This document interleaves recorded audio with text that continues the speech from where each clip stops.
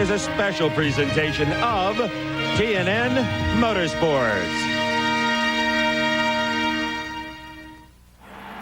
2 weeks ago in Englishtown, New Jersey, 3 winners wrote new chapters in their quarter-mile careers. For Kristen Powell, the world's fastest teenager, it was a moment that proved she truly has the skills to outdrive her elders, remaining cool in the driver's seat while staying a kid outside the cockpit. For Kenji Okazaki, it was an emotional time that proved to all the world that his sometimes harsh apprenticeship with Jim Dunn was ended, and he would forever have a place in NHRA history. And for Darrell Alderman, it was another in a series of career comebacks that again found the Kentuckian lighting up the winner's circle. Today, at mid-year, the scene shifts to Mid-America and Heartland Park, Topeka, where a whole new crop of stories are being written in all 3 pro categories. In fact, the ink hasn't begun to dry yet at the Western Auto Parts America Nationals.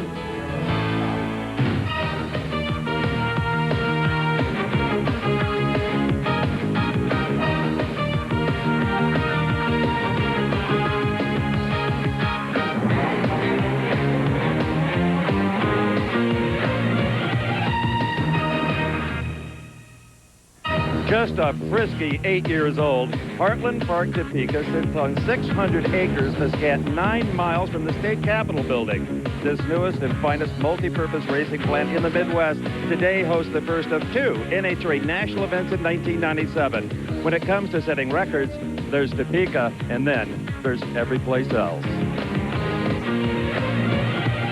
Hello, everyone. I'm Steve Evans, and welcome to 2.5 hours of live NHRA Winston drag racing here on TNN. Sit back, relax, and enjoy it. But first, I got to tell you, this has been one freaky weekend. We all showed up here on Friday. The teams couldn't wait to get a crack at the famous racetrack. The weather was magnificent. The track was all wet. The water table was so high it was seeping up to the asphalt. NHRA tried everything, including, get this, drilling holes in the pavement, putting in air hoses and trying to drive the water out. Nothing worked, and Friday was scrubbed. Big problem from some of the teams that like to sneak up on things. They only got 2 qualifying laps yesterday, and some are very frustrated by that. Another story in Top Fuel, one driver who is not here. Kristen Powell, 2 weeks ago in Englishtown, got her diploma in drag racing, winning Top Fuel. Well, this weekend, she's home in Portland, Oregon, getting another diploma. She's graduating from high school. Congratulations, Kristen. Party on, girl. Here with the funny car slant is Dave Reef. Steve, you mentioned there was some struggles with qualifying, only 2 rounds, but one thing fans have always come to expect, struggle or not, John Force's name to be at the top of the list, especially here at Heartland Park. And why not? He's won 3 of the 4 Western Auto Parts America Nationals and is the national record holder, but it took this last gasp qualifying effort to get John Force even on the show. He's qualified 7th with a 5:05. And speaking of struggling, there's even a guy in Pro Stock who struggled here this weekend in qualifying. And for that story, let's go upstairs to our eye in the sky, Bob Fry. Thanks, David. It was a continuation of the struggles for Warren Johnson 2 weeks ago at Englishtown. He went out in round number 1 in the DuPont Pro Stock Challenge, went out in round number 1 on race day at the Mopar Parts Nationals. Here in qualifying, Warren Johnson in the near lane, who had qualified number 1 6 times, who had qualified in the 6s at every race this year, runs 7:05 and barely gets in. Gets in the number 10 spot. Jim Yates at the top of the pack, and that's going to make it very tough if WJ wants to stay at the top of the Winston points lead. Now, WJ wants to win because there are a lot of bucks up for grabs here this weekend at Heartland Park, Topeka in the Western Auto Nationals, and $447,000 in cash, almost $100,000 in bonuses, $1 million in contingencies. You do the math, it's $1.5 million in cash and contingencies. Great bucks up for grabs here today. Now, we've got some bonus action for you here as we are on for 2.5 hours. We have got semifinal action live in the Federal Mogul dragster classes and Federal Mogul funny car competition. They have already given us some magnificent runs during the course of the day, and we are set now for the semifinals. This is Bobby Taylor and Jay Payne.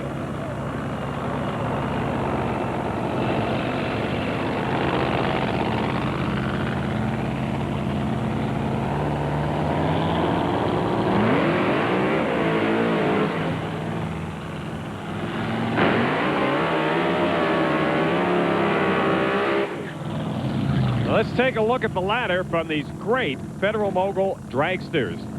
Bobby Taylor qualified in the number 1 slot. A real surprise, Bob McCosh, who would meet up with Taylor in the semis, Jeff Wilson and Jay Payne. And then Taylor takes out McCosh in a great run. Jay Payne advances both those cars, ran 560s in the semis. Bill McCornack running with the John Costanza race cars in the semis against Frank Pedregon, and both of those cars ran in the 560s in the semis. Steve Evans, a Taylor-Payne semifinal matchup. This is about as good as it gets in this class. Oh, baby, these are the two big dogs, both from Southern California. Jay Payne out of the Inland Empire area. Bobby Taylor, the trim shop owner, along with his dad in Costa Mesa, California. They try to stay away from each other if they can, running in different divisions on a divisional basis, but they couldn't avoid this. That's Mike Robeck, the crew chief for Jay Payne. Shelly Anderson just to the left of the race car. And for Bobby Taylor, that's Chris Crable. Sam Chalkley's the crew chief. That's Gary Turner, the gray-haired gentleman that owns the race car. Turnberry Fruit Drink sponsors it. The last 2 Winston champions in this category now being sponsored by the good folks at Federal Mogul. We will find out our first finalist right here, and maybe one of these guys takes a giant leap towards the championship in '97.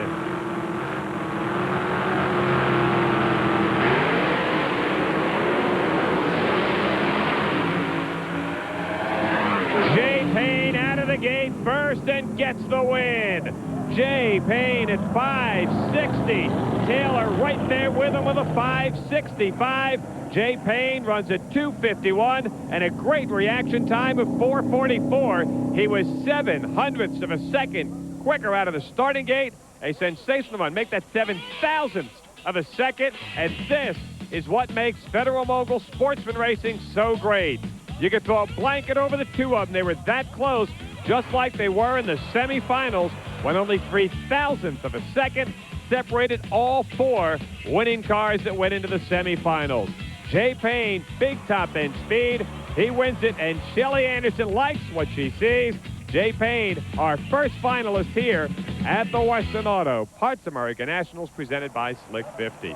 The next pair, backing up Frank Pedregon and Bill McCornack and Steve Evans. You know that Frankie Pedregon has been on fire the last couple of weeks. You know, I asked car owner Jerry Darian how he compares Frank Pedregon to his previous driver, Gary Selty, now the top fuel Winston points leader. He said they're absolutely equal as far as skill is concerned, but they have totally different personalities. Frankie is very calm and collected, and Selty, as he said, is a wild man. Dave Reeve? Interestingly enough, it looked like the left lane was the lane of choice heading into this round. However, both drivers with lane choice, Jay Payne, who just won, and Frank Pedregon, have switched to that outside lane. It obviously worked for Jay Payne. Let's see if it could work for Frank Pedregon. There's a look at Bill McCornack's car, sponsored by John Costanza and the John Costanza Institute of Technology. McCornack finished as high as 4th in the points back in 1989. This is the In-N-Out Burger car, the oldest of the 3 Pedregon brothers. Their father inducted into the Hall of Fame during Gainesville week earlier this year.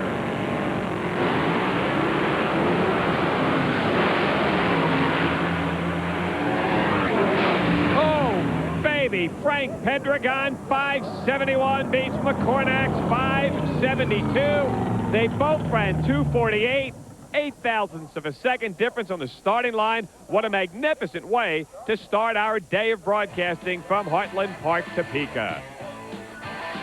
Just a very slight advantage for McCornack out of the gate.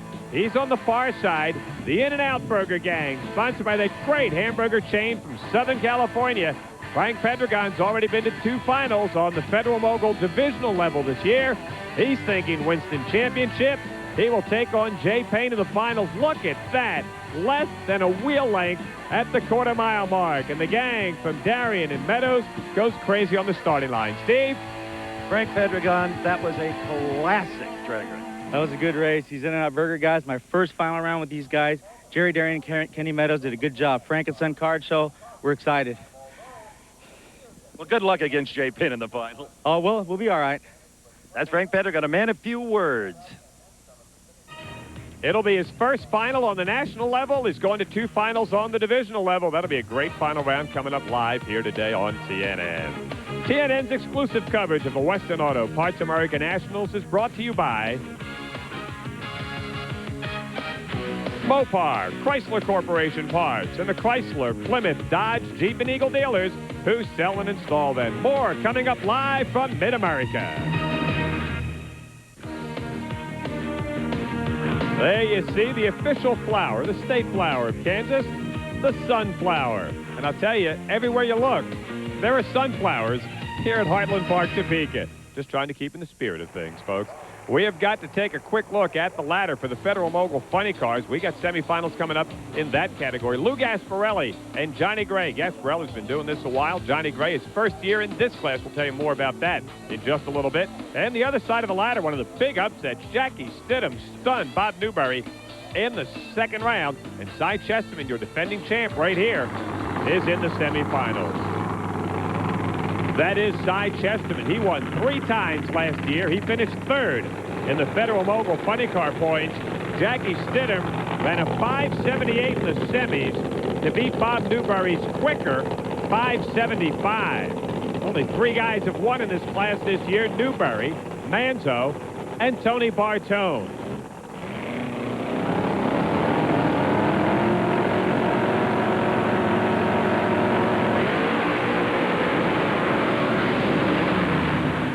Chesterman out of the gate first. He's got too much race car for Jackie Stidham. 5.76 for Cy. A great speed for the runner out of Sioux City, Iowa. 251 miles an hour and a 4.30 reaction time. For the novices out there, a 4.00 is perfect. He was 300ths away from a perfect light on the starting line. Jackie Stidham, with a great effort, comes up just a bit short at 5.82. 245 miles an hour, and the defending champ, Cy Chesterman, in the final round.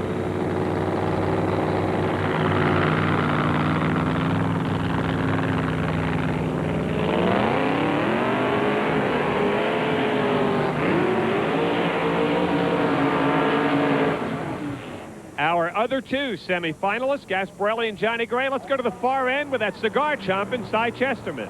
Hasn't got the cigar yet, Bob Fry. 5.76, final round 2 years in a row. It's good. It's not bad. It's hot in here. It's not out here. Nice to get out. Yeah, it was a good run. Nice, smooth, safe. Everything went well. Everything's going well this weekend, so keep the water off the track. We'll be okay. That's happening already. Mother Nature right now is taking care of that with his son, Bob. Spectacular race car, that is. Dave Reef, what's the starting line look like? Oh, the starting line always good here at Heartland Park, Topeka. 400 foot of concrete before they dip it onto the asphalt. Talk to both of these drivers. Johnny Gray's been coming from the ground up, getting quicker as the rounds go. But Lou Gasparelli, both these drivers, neither one of them going to change a thing. All of them trying to avoid the tire shake, cross the finish line first. Nothing new here, Bob. There's really nothing to choose between these 2 performance-wise. Right around that 590 range. Gasparelli's coming to the starting line. Steve Evans, he's been doing this a long while.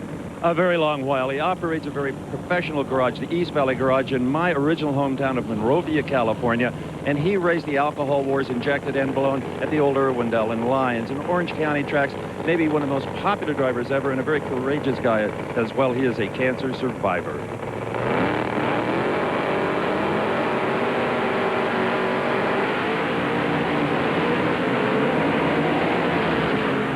Lou Gasparelli, almost perfect out of the starting gate and not too shabby on the racetrack. 584, 245, beats Johnny Gray's losing 5.98. And if you think Cy Chesterman was good off the starting line, Lou Gasparelli had a 4.05 reaction time. Gasparelli and Gray in the finals here at Heartland Park, Topeka. We got semifinals in pro stock. What's that? Bruce Allen and Larry Morgan? You got it. They're both coming up live right here on TNN from Heartland Park, Topeka. Welcome back to live coverage of the Western Auto Parts America National presented by Slick 50. There's a shot of this great track. Here's how they went earlier. Yates, KJ, Scott and Powick, and as you can see, that would set up a Yates and Scott Jeffreyon matchup. And on the other side, well, it wasn't a good weekend for WJ, but not bad for the guys from Texas, the Slick 50 team in the semis against Larry Morgan, who hasn't been here in a long, long time.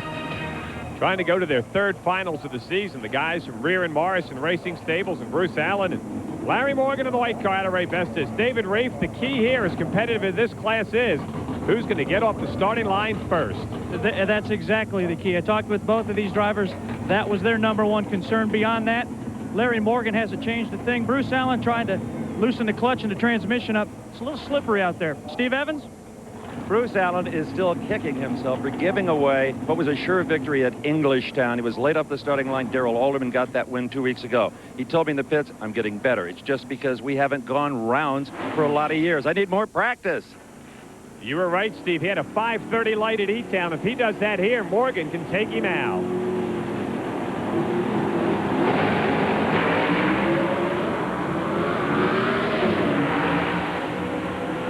Look at Larry Morgan. A stunning upset.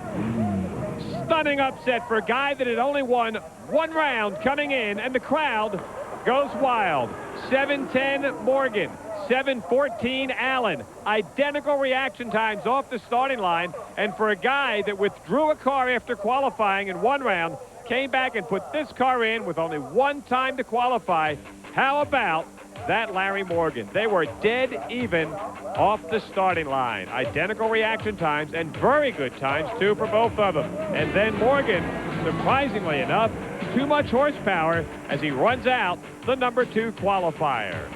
Steve?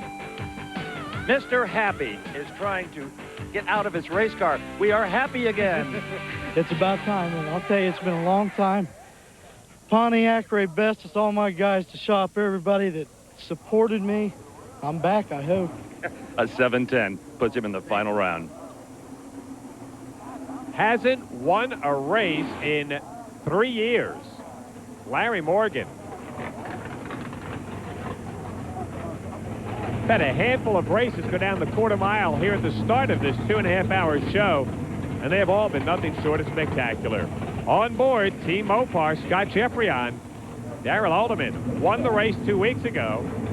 Now let's see what Scott can do. Jim Yates back in the lead in the battle for the Winston points with a McDonald's car. He qualified number 1. Scott qualified number 4.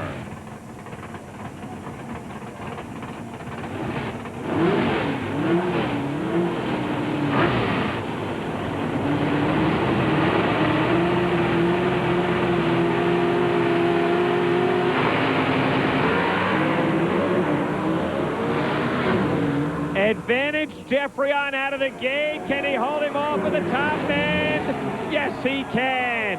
Scott Jeffreyon and Team Mopar to the finals. Second weekend in a row. 7:05 Jeffreyon beats Yates. 7:03. Reaction time for Jeffreyon 4:52. Yates with a 4:89. Margin of victory at the end of the race course. 100th of a second.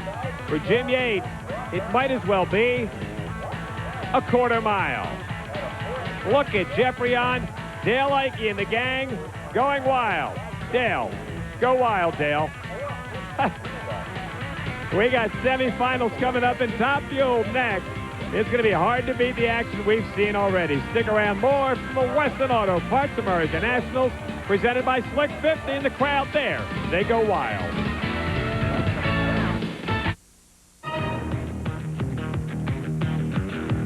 Anybody that has vertigo, you don't want to watch this. Cover your eyes. We'll tell you when it's over. That's the Capitol Dome. Right down the road, as Steve said, a scant 9 miles from where we sit here at Heartland Park, Topeka. We got Top Fuel semifinals coming up. Take a look. See if you can figure out where your favorite car is or was, as the case may be, as they light up the Top Fuel cars. It's Amato and Toledo on one side of the ladder. You can see Bernstein got taken out. Rhonda Hartman, a nice day here this weekend. We'll tell you more about that later on. Gary Selzy just continues marching with Team Winston. And Bruce Sarver looking to go to his second final in a row. Top Fuel cars, here they come.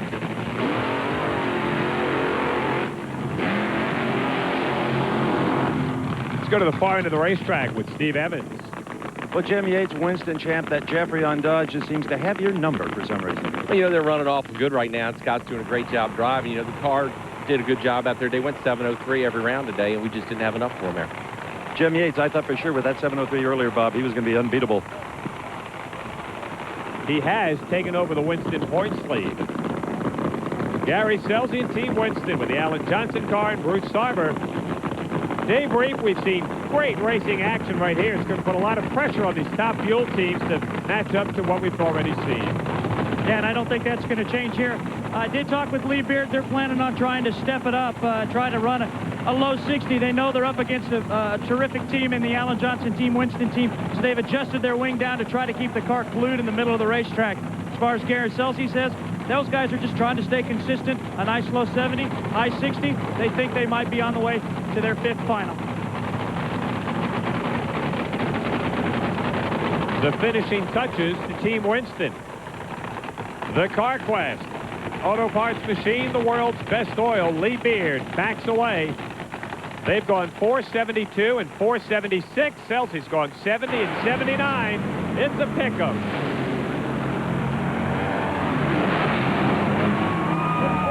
'72 for Gary Selsey.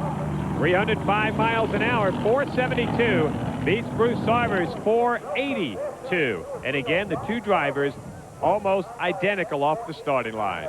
So Gary Selsey goes to the championship round yet another time here at Heartland Park, Topeka. And he will take on the winner of the next matchup coming up. And that's going to be some big iron. It's Joe Amato. Scott Collette is sitting down there on the launch pad. So it will be very interesting. We saw Sarver's car run at 82. Bad time to get your slowest run of the day.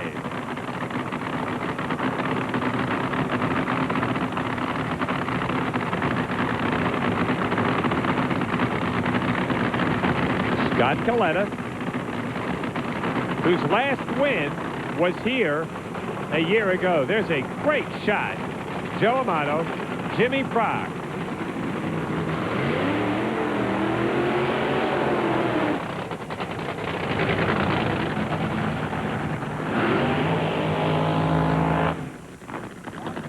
Amato qualified number 1 again. Scott right there with the number 5 slot. Dave Reef, any sage advice from the crew guys on this one?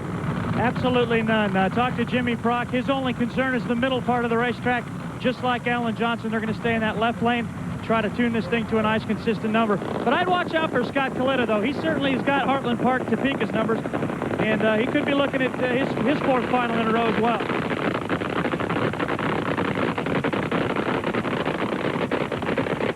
Scott Collette, who has finished no worse than 2nd the last 4 years.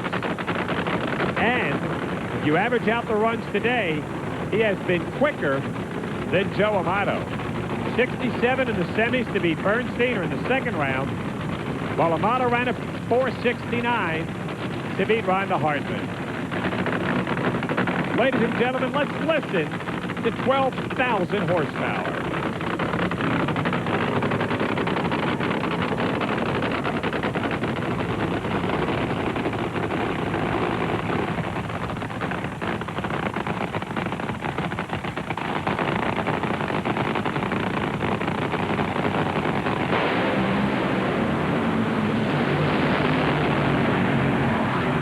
Scott Collette, 466, his quickest run of the day, 312 miles an hour. Joe Amato right there with him till about half track, started smoking the tires. 486 for Amato. He slowed to 280 miles an hour. So Scott Collette, who seems to get hot just about the time those sunflowers are blooming or blossoming or whatever they do. Hot again here at Heartland Park, Topeka. We're getting set for semifinals. Yup, it's the yellow car, and it's the sponsor's car coming right here. So it's Randy Anderson and Kenji Okazaki. Coming up next, we'll have semifinals live from Heartland Park, Topeka. Scott Collette's crew enjoying what they're seeing here today.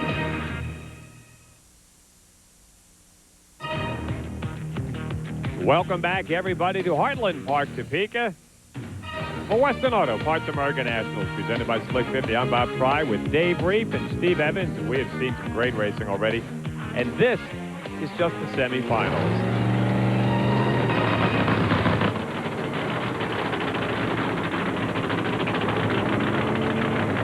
Kenji Okazaki looking to go for 2 straight.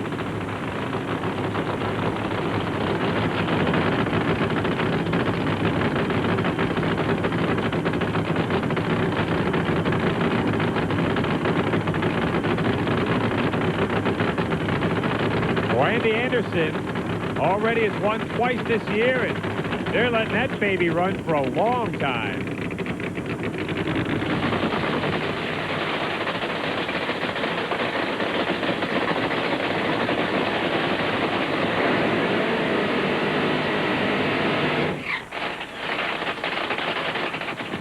That's what it's like when you do a burnout in a fuel funny car. Let's take a look at the ladder, see how they got here. It'll be Bazemore and Wilkerson on the other side. Whit Bazemore taking out the Castrol car. Hit Wilkerson with a good match over Gary Densham in round number 2. Randy Anderson, third time this year, punched out the champ. You'll see that a little bit later on. And it was decisive. And Kenji Okazaki got around Cruz in round number 2. Hey, Dave, it looked like they ran this Western Auto Parts America car for a long while before lowering the body. Did they have any problem with it? No, Crew did not seem to be too worried about it. But I'll tell you one thing, though. They are the most calm, cool, collected group I've ever seen in my life. I asked them, I said, aren't you guys even nervous? He said it doesn't pay to be nervous. Same thing with Jim Dunn. They're just going to let Randy make a mistake if he does. If they both run the way they have the first couple of rounds, Kenji cannot stay with Randy Anderson. He's already had his career best here today, but as we saw in the finals at E-Town, strange things can happen.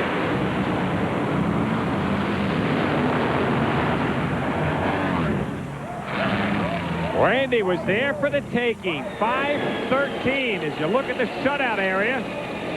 295 for Randy. Kenji Okazaki slowed to a 5:57, only 217 miles per hour. Steve Evans, if you told me Randy was running a 5:13 here in the semis, I'd say he was going to be out of here. Indeed, they may have let that engine run a little too long up there. Larry Frazier, the crew chief, has a lot of faith in this racetrack. The longer you let it warm up, the more power it will make. Maybe it made a little bit too much and spinning the tires to that 13. Well, it made just enough. We know that. And Randy Anderson with a chance to win for the third time here in 1997. And nothing like showing off for the sponsors. It's Randy, who won twice in the alcohol category as the Winston champion, getting unsuited down there at the far end of the racetrack. And after punching out Forrest and Kenji, he ought to be pretty tickled going to his third final round of the year.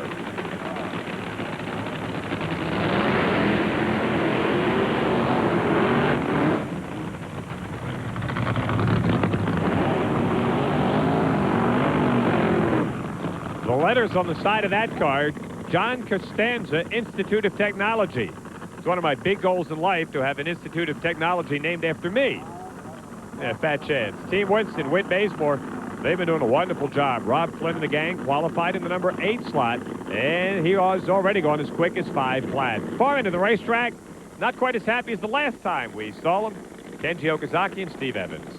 Well, Kenji, I guess we're not going to see that nice little dance today, but all in all, it was a pretty good effort. I guess not. Well, I tell you what, this is sort of like a good weekend also. Semi is pretty good, you know, real hard, you know. Corning's good, and I could have done it better on this roundabout. Oh, well, this is drag racing, you know. Jim Dunn works pretty hard on these things, you know, so as we did it, you know, maybe next round. See you in 2 weeks, Columbus, Ohio, Bob. Congrats, Kenji. 2 good weekends in a row. There's the brain trust around the purple car. Who do you like here, David Reeve? Well, I got to be honest with you. I like Whit Bazemore. They're the most consistent one. It's become a theme down here. The fastest guy will soften the car up a little bit. The guy who's got a slower time will try to hop it up. That's what John Costanza's team is trying to do here, is they're shooting for a 5-0.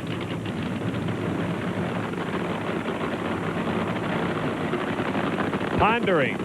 Ronnie Swearingen, the crew chief on Wilkerson's purple car. Cars have both been in the 5-0s here today. Should be a good one.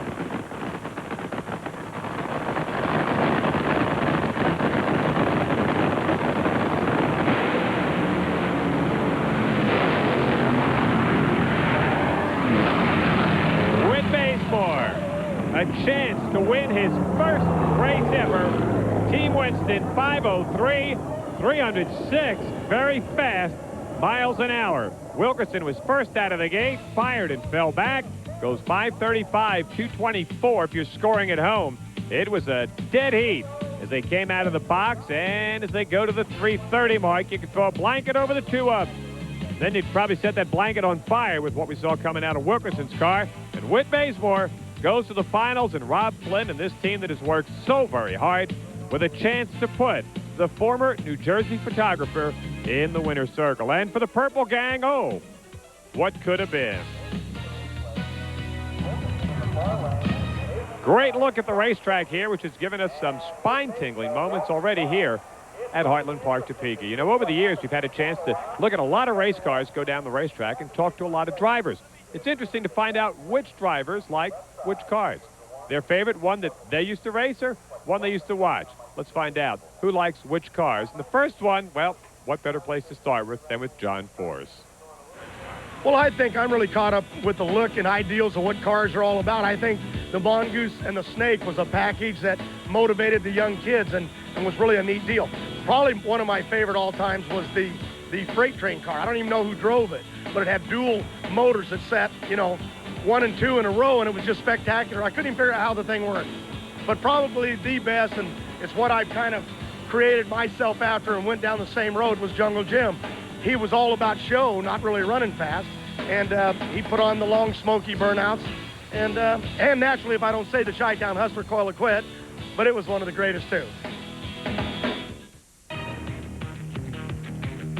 TNN's exclusive live coverage of the Western Auto Parts America Nationals is brought to you by Fearless Faucet, the do-it-for-yourself faucet.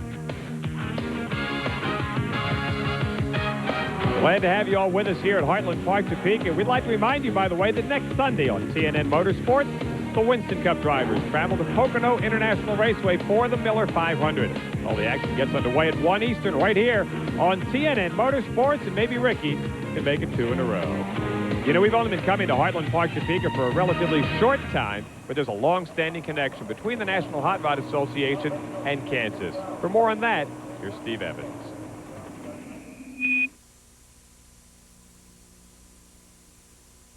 "49 states as a mecca for drag racing. Certainly, Heartland Park, Topeka's superb facility, can provide a great deal of ammunition to support such a claim. The first 4-second elapsed time ever by a fuel coupe. Car run ever at over 300 miles per hour. And even the first 450 pass by a top fuel dragster. But the state of Kansas can document its partnership with drag racing for over 4 decades, dating back to the first U.S. Nationals ever held in Great Bend back in October 1955. Well, the early races were conducted on very primitive facilities. We started out in Kansas on an airport runway, and it was a tremendous experience for all of us. It was all trial and error, and it was everybody's dedication and determination that made it happen. Kansas was selected to host the debut event due to its central geographic location. And prior to the event, the Drag Safari and a hardcore group of volunteers prepared the facility for over 300 racers who attended. The community of Great Bend welcomed the racers with open arms. Because I never dreamed that we'd draw that many people, and especially the contestants that came all the way from California, New York, Michigan. Michigan and California probably sent the most participants to that event out in the middle of Kansas. The first car down the racetrack was Art Crispin's legendary number 25 dragster. And over the next 3 days, a wide variety of cars took to the track in time trials and eliminations. Nearly all classes finished competition by the time a downpour washed out final runoffs for the national championship, which was eventually claimed by Calvin Rice. What, the Oldsmobile engine in front, the Cadillac behind, Mickey Thompson, Jack Crispin, Art Crispin, those type of cars, which I'd only seen in Hot Rod magazine, and that I already had the love of the automobile, but that finished it, and that's the reason I'm still here today. Since those early times, drag racing's love affair with Kansas has continued, and the state has always opened its arms to the influx of racers and fans. Several years ago, Great Bend, Kansas was declared an official historic site during an elaborate ceremony that included state officials and NHRA dignitaries. The track is still an active NHRA facility, and new history is also being written each day here on the grounds of Heartland Park. Well, that's so neat. I think it was interesting to see the fact that the rain washed out the finals of the first U.S. Nationals, and the water played such an interesting and integral part of the racing that we had here this weekend. So we're going to take a look at some more racing action coming up here in just a little bit. But for you folks that say you can't get enough motorsports just by watching it on TV, And why not bring a part of your favorite racer team into your own home? Come to Opryland June 28th for the Food Lion TNN Salute to Motorsports charity auction. Bid on everything from autographed racing tires to crew uniforms. Proceeds go to Technology 2000. For more information, call 615-889-6611. Operators are standing by. We'll take a Pro Stock recap. Look at the earlier rounds when we come back live right here from Heartland Park, Topeka.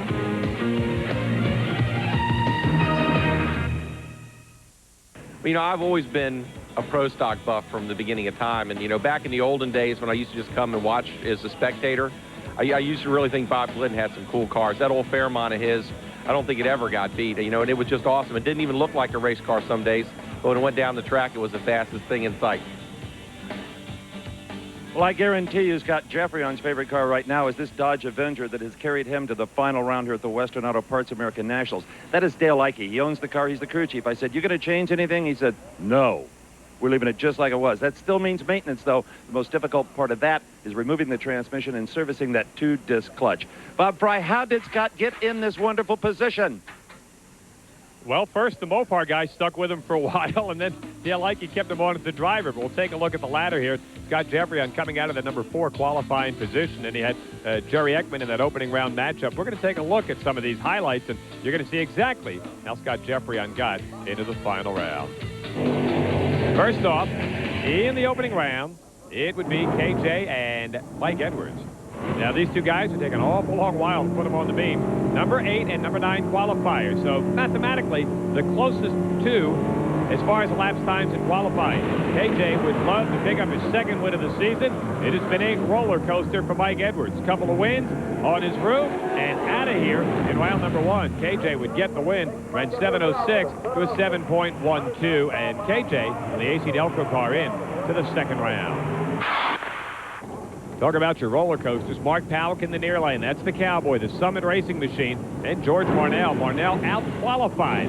Marnell qualified in the number 5 slot. Mark Powell was in at the number 12 position. Mark is an excellent driver, but it's been a very tough year this year for anybody trying to get around Warren and Yates. Marnell drops back. 7:07 there for Mark Powell. And the Cowboy gets the win, goes to the next round, and he was very happy to talk with Steve Evans. 7:07, not bad. Not bad. There was a bump in the right lane, and the car came off the ground and hit the chip for a tab. But we got the car back going straight. Everybody's doing a great job. I hope my driver can do the job today. That's me. If not, what do you do? Fire yourself? Well, anyway, it's Jerry Ekman and Scott Jeffreyon. There's the Dodge boy. He's over there on the far side of the racetrack. He's had great success here at Heartland Park, Topeka in the past. Before they sat out the better part of 2 years, he would take on Jerry Ekman, the Checkers, Chucks, Craig and Carr would love to win in front of the Western Auto Parts America, folks, but it's not going to happen. 7:06, Jeffreyon gets the win. He goes into the next round, little stuff blowing up down there, and he talks about the lanes. The right seems to be just a little bit bumpier, but you had that water coming up through the left yesterday. It's probably pretty equal out there today, but probably seeing the worst conditions atmospherically that we've seen all year so far. So we got a hot sun out there today, and it's going to be a tricky surface all day long. Did he say tricky surface? Yeah, sure. How about that, boy? Here's the Carrier heating and air conditioning machine. That's a former Warren Johnson car. That's Jim Yates, the reigning NHRA Winston World Champ, the McDonald's car. Over on the far side, Yates, the only car to qualify here in the 6s. And just like WJ, the Mike Bell car has problems. 7:03 for Jim Yates. He was dynamite in that opening round. The closest guy to him was 7:06. He'd meet Kurt in round number 2. Jeffreyon gets the Cowboy, and we'll see how the driver for Mark Powell would do in that second round. Let's see what happens in round number 2 right now and find out how they got into the semifinals. It would be the Cowboy, Mark Powell, right there on the near side. Summit Racing folks, Pontiac, they'll be bringing you the next race on the NHRA Winston Tour. The Mopar folks, they brought you the last race on the tour. There was won by the Dodge car. Not this one, but his teammate Darrell Alderman. Great matchup as they head on down the racetrack, and he hold on. Yep, Scott Jeffreyon gets the win. Both cars go through at 7.08, and that's why they pay the drivers the big bucks. Right, Scott? Mark's always tough. He's one of the few gentlemen out here, too, but I guess I got to carry the torch for Mopar today. You know, with Darrell going out in the first round, I'm just trying to do a good job out here, Steve. A little loose out there. Dave Reef caught up and talked about another great matchup in round number 2. David? You'll recall it was just 2 weeks ago in the hopes of Warren Johnson holding on to the points lead, rested in the hands of his son, Kurt Johnson. That's because WJ lost in round 1 in E-Town. He has done the same here in Topeka. KJ has moved on. That means for the second time in a row, he will face Jim Yates. Yates got the better of him the first time in Englishtown, but here in the Heartland, it's anybody's game. I don't think WJ was real happy. He didn't want to stick around and talk to anybody there. It's Yates and it's KJ. And these two boys could take a while to stage up. Yates got in early. The AC Delco car moves right in. Been a good season so far for KJ. Would love to help himself. Would love to help his dad. Jim Yates doesn't want to help anybody named Johnson. And the McDonald's car gets the win, and he would go into the semifinals again. He just continues to run very well. Track's a little slick out there, but this thing is going right down the middle of it. I mean, 03 in that heat is awful good. Keep driving well, and they can't beat you. That's the job. That's my job. Everybody's talking about those drivers here today, and Jim Yates is among the best of them. Darrell Alderman just kind of sitting and watching right now. Steve? Well, if I was Darrell Alderman after losing first round, I'd be back at the hotel having a nice swim, maybe a cocktail. He's a better teammate than I would make. But Scott, let's go on board your Dodge Avenger. You were in that near lane up against Jim Yates. Tell the fans at home what you experienced. Well, it was the smoothest run I've made all day, and it was probably the worst conditions out there, so obviously my crew did a real good job and gave me a good race tool to run that round. Does Dale Ike, after the run, say, Scott, anything you'd like to have done to this car, or do you even have that kind of conversation? Quite a bit. Darrell and I have quite a bit of input, and that's why this whole thing's starting to come together so much better, is we're all communicating better here. Trusting our input, we're trusting their input, and that's what it takes to, you know, go rounds and win races out here. Have a safe final. Thank you. Bob? Dodge boys looking to make it 2 in a row for Scott and Mopar. Well, for Mopar, it was Darrell the last time, but we've told you that story. It's going to be an interesting final round coming up right here, and we'll be back with more. That is Forbes Field. That's my middle name, by the way. Did you know that? Forbes, not Field. Maybe I own a piece of that. Have to check that out. Plus, I was in the Air Force.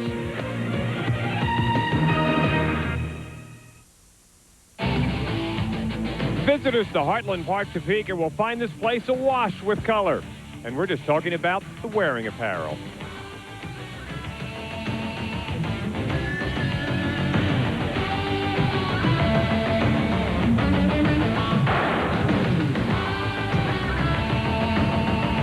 After looking at those helmets, I know that somewhere out there, Steve Johnson is saying, hey, what about me? You forgot me. Just a standard service stop over here in the Larry Morgan pits, and as he heads into his first final since 1994.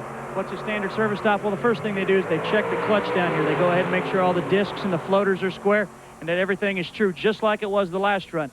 Then they move on up front to the engine, take a look at the valves, make sure those are the same. Then they check the engine out, spark plugs, make carburetor adjustments. It's kind of standard. Bob? We'll take a look now at the other side of the ladder. As you see, Bruce Allen led off that side as he was the number 2 qualifier. Nice job for David Nickens. Made the field here this weekend. We'll take a look at that 7-10 matchup here. Kind of a split. Darrell Alderman and Morgan.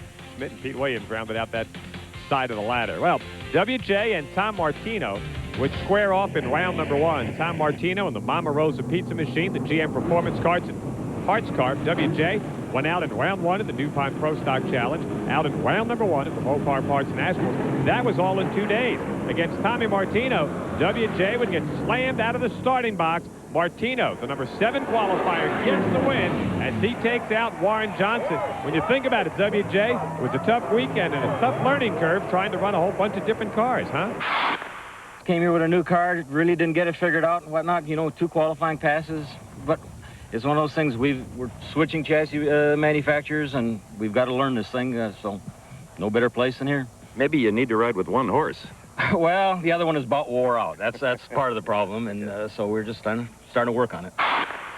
Well, he's given up the points lead here, so maybe that old horse ain't looking so bad right about now. Steve Schmidt still trying to rebound from the loss of his shot by fire a couple of weeks ago. Pete Williams out of Alabama. Pete qualified in the number 11 slot. He's only won 2 rounds of the season so far. I mean, 3 rounds, because he just took out Steve Schmidt. Great job as he goes through and advances into round number 2. Larry Morgan really struggling here so far this year. He would take on the Mopar Parts Nationals winner, Darrell Alderman. Alderman at driving school, put his car in the 3 spot in qualifying and appeared on paper to be an overmatch. You're on board with Darrell Alderman, and right about now, it was Morgan pulling ahead, and he gets the win by just a little bit, and he gets his 2nd round victory of 1997. Nice job, Larry.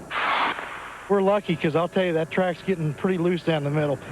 I don't know how we won, but we won. So I'm going to take it for what it's worth and just go to the next round. We want to see how close this was at the finish line. We'll take a look at this one in slow motion now as Larry Morgan wins it by just about that much. Let's talk to Darrell, see what he has to say. Darren, you went from hero to zero in one race in 2 weeks. That's the way it is in Pro Stock and NHRA Pro Stock today. It's so competitive. You know, you can win at one race and come in the next race and not even qualify. So we're lucky that we got qualified. And they were more than lucky. They qualified well. He just slowed a 1/10 of a second between his qualifying and that first round. He ran at 7:13. David Nickens in the near lane qualified. Bruce Allen. Hey, the eyes of Texas are upon us. Or upon you. Or upon them. A couple of Texas boys trying to go at it here. It's the Slick 50 car from Rear-End Morrison doing a wonderful job as he gets the win and looking to go to his second straight final. He's just a warm and fuzzy Texan, that Bruce Allen. Good to see Dave in the field there. Finally got in, and we're happy to, I guess, advance to the next round. Track's a little different conditions than yesterday, but it was a good run for us. It's ironic, everybody talking about the track, and this is usually a very fast track. Allen would meet up with Tommy Martino. Morgan and the pallet maker from Alabama, Pete Williams, would meet up in round number 2. And let's take a look at that action and see how they ran. You know how they got there, but here's exactly how they did it. Tom Martino, who does a magnificent job on the starting line, running out of New Jersey. Coming out of the competition eliminator ranks and second year in Pro Stock. He's done a wonderful job. Already he's gone to the winner's circle once this year. He would take on Bruce Allen right here. And the Slick 50 car again, Rear-End Morrison. They've just got too much horsepower. Shades of the old days when they used to have Lee Shepard driving that race car. They're starting to become very tough to beat here in 1997. Bruce Allen having 2 great events back-to-back. It's got to feel good to be going rounds again. I'm telling you, winning rounds is what it's all about. Getting our Pontiac down here and Slick 50 in Quaker State, another home race for him, so we're really pleased. And a little revenge there for Bruce because it was Martino that beat him in the finals down in Texas. Pete Williams and Larry Morgan, both guys looking to go to the semifinals for the first time for Pete Williams ever, for Morgan in a long while. And Larry Morgan and the Ray Festus car out in front, a car length, and holds on to the top end of the racetrack. Another spectacular race in Pro Stock. It's one of the best in all forms of motorsports. Take a look at this again in replay. We'll look at this one. Well, you know that. Slow motion as Larry Morgan gets the win by just that much. Way to go, Larry. You're doing good. You know, that's how it's supposed to be, aren't they? You're not supposed to win by car length. I'll tell you what, Pete Williams is a good racer. I knew I had my hands full. And you picked it up at 7:08.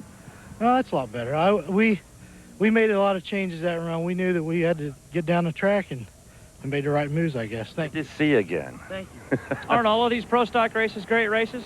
I don't think Mr. Happy Larry Morgan would disagree. Take us through your semifinal matchup against Bruce Allen. Well, we had to run Bruce Allen, and when I let the clutch out, I could tell I had too much clutch, and it shook the tires down through there. We were real lucky to get by those guys because those guys are real tough. They're probably the best out here right now. And it's awful slick in the middle of the racetrack, too. Well, see, that's one of the other problems. We were real loose in the middle of the track. We're going to work on it this time. We pretty much know what to do, and hopefully we can get down there and win the finals. Back to work on the race car, as we said. First final since 1994. A final which he did win in Englishtown. Bob?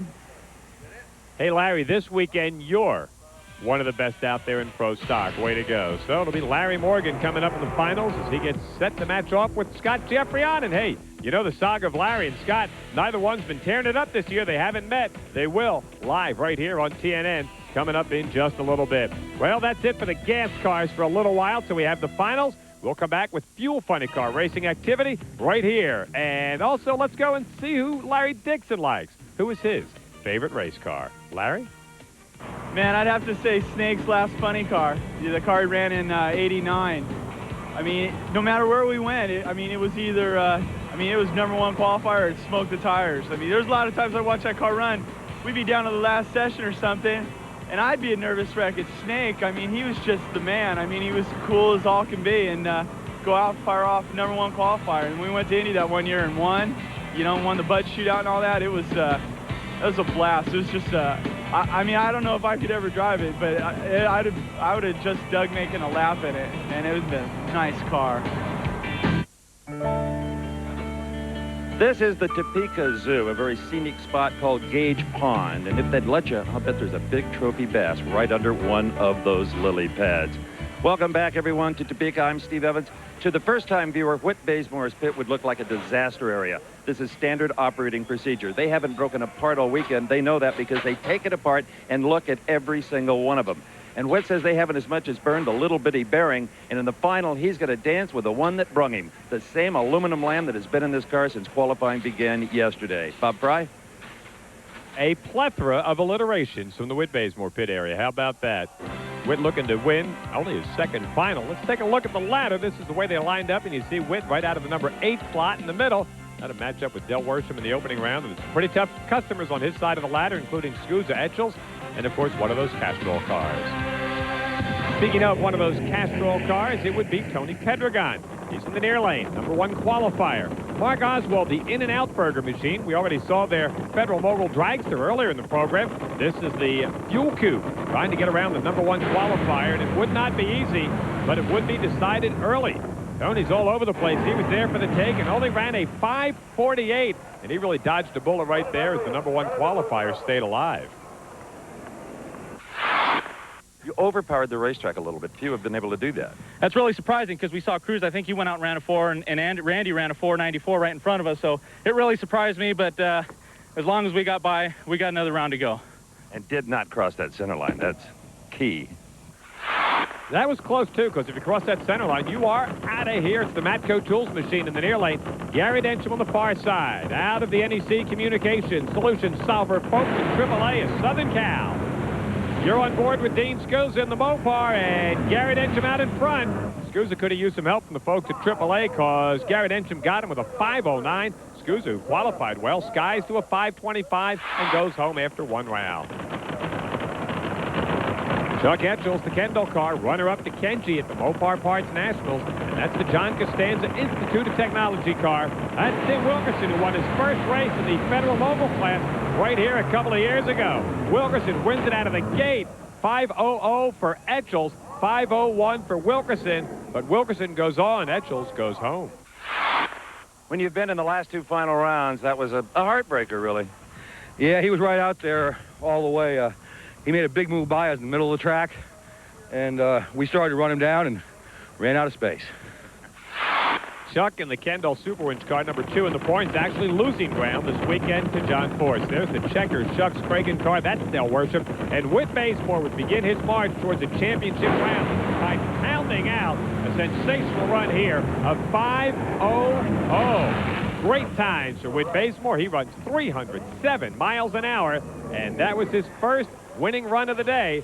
But as you know, it would not be his last. He'd meet Tony in the next round, and Densham and Wilkerson.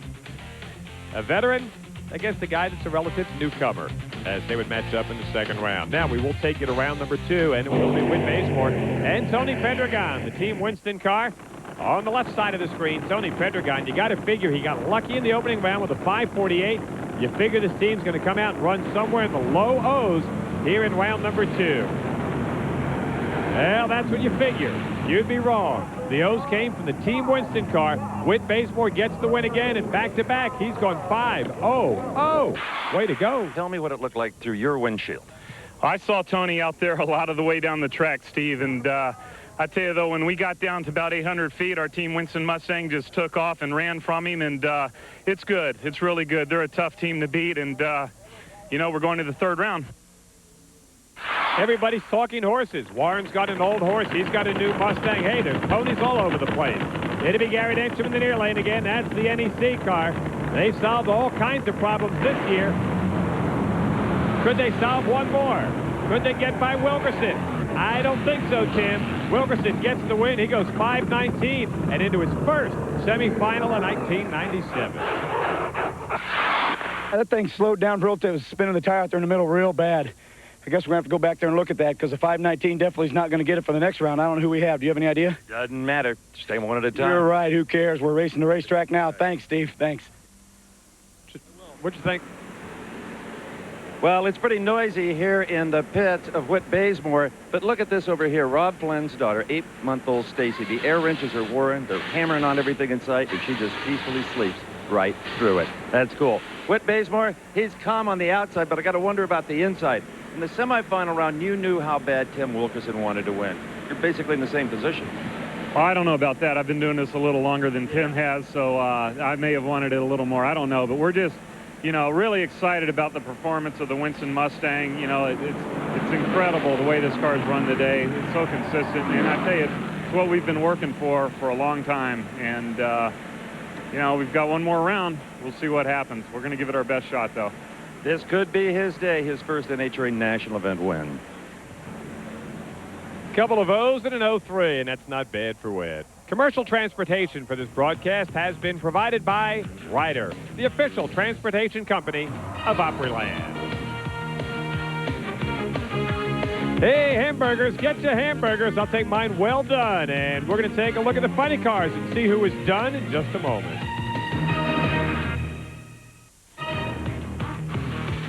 We're back at Heartland Park, Topeka, down in the funny car pit area of Randy Anderson, where there is a huge thrash going on.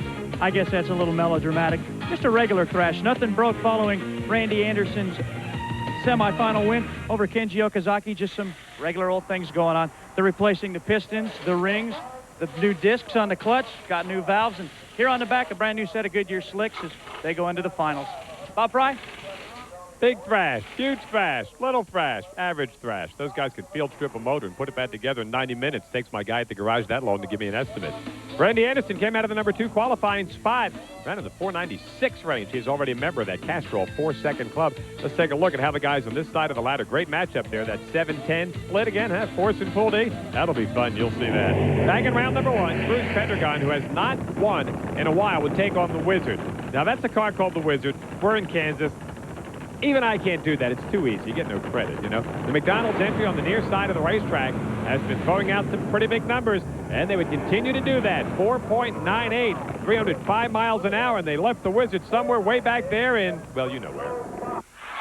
I was a little concerned, but it felt so good I stayed with it. I had the wheel cranked all the way, but that's what happens. These cars are light on the front when they're trucking, but it was a nice run for the McDonald's car. Keep on trucking. Hey, nice to see Tom Hoover back in the far lane. Some things are more important than just winning a drag race, and the health of a good friend and a great drag racer like Tom Hoover is indeed paramount to all of us. So the Pioneer car would give Randy Anderson a shot, but he would fire and fall back. And Randy right down Broadway, 494. He continues to run extremely well as he gets the win, and he is staying alive. Randy. Wow, I'll tell you what, yesterday, last road, it was on that kind of a run before we had a malfunction, but wow, how about that?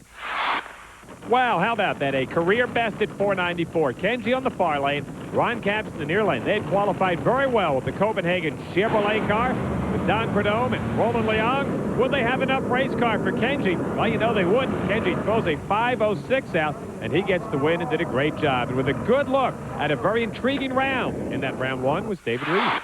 The brightly colored orange and blue flopper you see behind me normally is driven by Freddie Neely. But if you take a look at the side of this race car this week, it says Dale Poldy, who's in subbing for Freddie Neely this weekend. John Force knows this man is a personal friend, but today he's a personal enemy. They will meet in round number 1. They've raced before. Remember Dallas last fall? Poldy took out John Force in a final. So as John Force knows, Dale Poldy's War Eagle never dies. Well, for those of you that may not remember the War Eagle, Dale Poldy and his friend Mike Hamby teamed up for an awesome match race car years ago. The kind of car that would give John Force fits. This time, he gave fits till about half track. Force dodges a bullet, goes down and gets the win. It's just like a good old match race in the old days. You better watch out for that War Eagle. He may come back and haunt you, John. John Force, you hit the fire bottles. Oh, boy, I hate them days of Poldy and Hamby out there. Man, he must have been a car on me out there. I was trucking down through there. My whole heap was just dying, and then it lit up down there pretty good. I don't know if it's clutch or fire, but can't afford to burn these Mustangs. Only got a few of them. You're going to get Randy Anderson next round. He's got you twice this year. Remember who the champ is. He's going to get me. That'll be very interesting. Anderson in Force, and Randy has been the quicker of the two. John hasn't won since Phoenix. Cruz and Kenji Okazaki would be the other matchup in round number 2 from that side of the ladder. Let's start off with that one. As a matter of fact, Kenji and Cruz Pendergon in the McDonald's car. That's Dave Settles, a card-carrying member of the AARP. But then so are a lot of us. Kenji Okazaki looking to continue to march on. He won 4 rounds in a row to win at the Mopar Parts Nationals. One earlier here, trying to make it 6 in a row. Oh, hang on, Cruz. All over the place, and the eyes have it, the moon eyes, that is. Kenji Okazaki gets the win, and he would go into that semi-final round matchup. Take a look at this again. A magnificent job of driving by one of the best guys ever to handle a fuel coupe, and that is Cruz Pendragon, as he keeps the McDonald's car straight, and they'll come back and race another day. Way to go, Kenji. We're running, so good. And the qualified day, they were not good, but since, we started racing, racing this our day. 5:09. That's good. Thinks that it will be his day. Well, let's find out what Dave Reef found in the pits before round 2. I found what we used to guys call a rookie Dale pulled in round 1. Well, it didn't come without a cost. Nice clean slice across the oil pan. The results of the rods coming out on both the first and second cylinders. That means there's a brand new motor going in John Force's funny car, as well as a lot of concerned faces.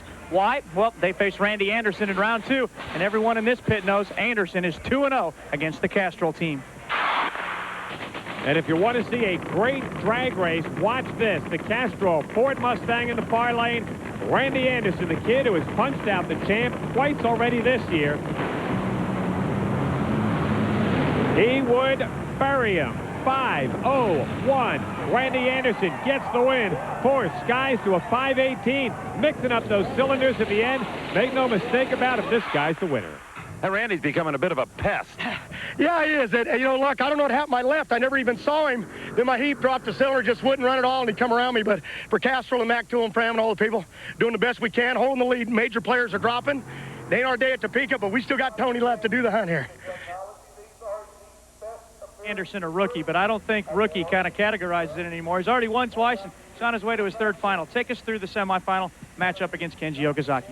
Well, we were worried the sun's out, might smoke the tires, so we backed the thing down, and we almost was a little too conservative. Kenji was definitely out on me before he smoked the tires, and I saw it out of the corner of my eye, and we were fortunate. We went the 494 earlier, come back with a 501, got a little too soft there. We're going to have to hop her up for the final.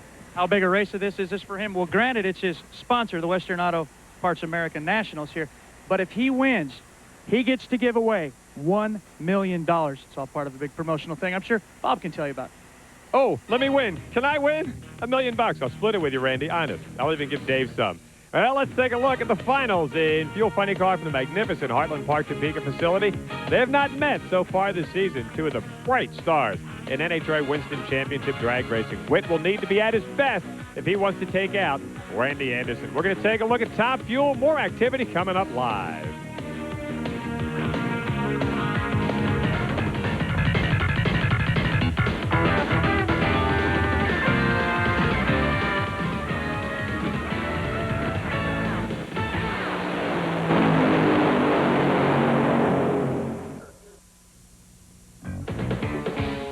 They say that a Top Fuel motor produces about 6,000 horsepower when it's at speed. But even at rest, these monsters can be a thing of beauty.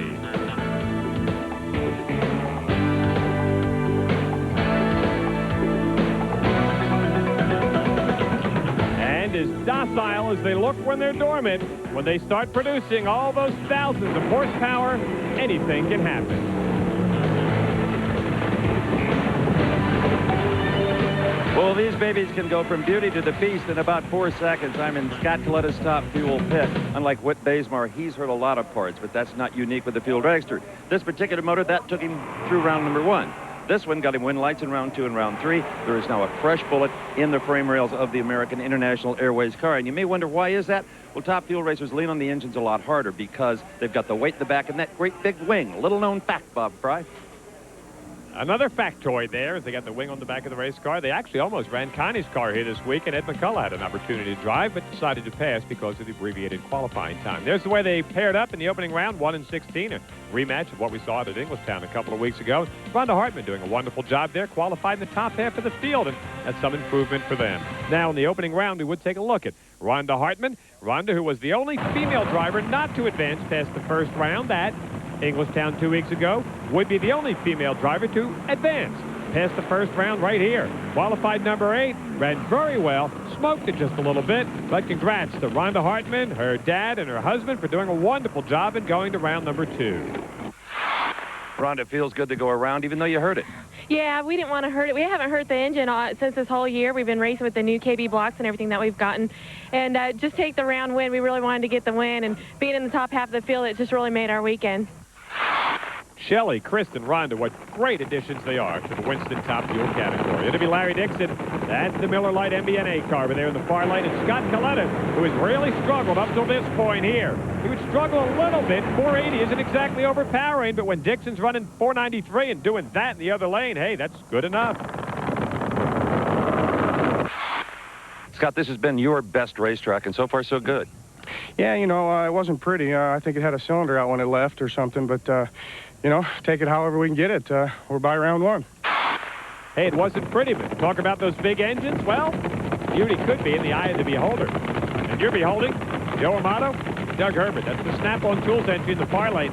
He once ran over 300. He's the second guy to do it. Also once had a very devastating crash right here at this racetrack. Right now, the most devastation would come at the hands of Joe Amato. Runs 473, little revenge. The loss 2 weeks ago at Eton.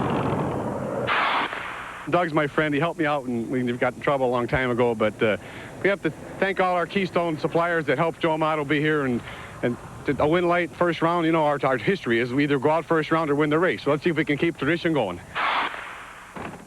Here's the Bud King, Kenny Bernstein, and a great onboard camera shot. It would be Dave Grubnick and the Geronimo car in the far lane. They had a lot of problems starting this thing up. Bernstein waited a while for them to get the Geronimo car lit. Then at the end of the racetrack, there was Geronimo, 469. Kenny Bernstein got the win, and he wants to keep pace with the points leaders in the battle for the Winston crown. Kenny, that's what you've been needing round number one, a solid 469. Oh, absolutely, Steve. Those first rounds have been beating us up pretty good the last 2 or 3 races. That was a good job by Dale and the whole crew of the Bud King team, and hopefully we got something to play with today. Well, he would advance, and there's part of the spaciousness here at Heartland Park, Topeka. And we've already taken a look at one side of the ladder as we get set to take a look at the other side in Top Fuel. And it was Amato and Hartman, Bernstein, and Scott Collette as they would get set to go. Meanwhile, Steve Evans found out what life's like in the pit for a Top Fuel driver. You might think Rhonda Hartman would be a little tense. She had motor problems in her first round win. She goes up against Joe Amato, the world record holder in round 2, and she's cooking burgers for the hard-working crew. Medium rare, Rhonda. They did have to change motors. This is the one they took out. Other than a couple of burned pistons, really doesn't look that bad. But at this stage in her career, Rhonda finally has spare parts. And Virgil and the rest of her crew, Virgil's her dad, have changed motors really because they can. Little slice of Americana, hamburgers, Kansas, NHRA Winston drag racing. Life is good. Rhonda in the far lane, Joe in the near side, and Joe Amato. Remember, as he said, it's either all or nothing. Well, for Rhonda, it's nothing. For Joe, it's a big win. 4.73 seconds. He goes to the semifinals trying to keep pace with the red car and the points. Hey, Joe, that was a smart tune-up. Don't go out there and beat yourself. You know, we just the sun's out, the track's 122 degrees, and Jimmy Proc's trying to race smart and just get us a win light. You know, thank God for looking over our shoulders, and praise the Lord, we got us a win light. You know, that's a tough team. They've been running real good, and you're never going to underestimate anybody in this sport. 20 more Winston points. And nice little warm and fuzzy hug at the end. Take a break, Joe. Cool off. Hey, Ron, we'll make you a burger back there in the pit area. Kenny Bernstein, the Bud King, and Scott Colletta. Rematch of the finals here in 1996.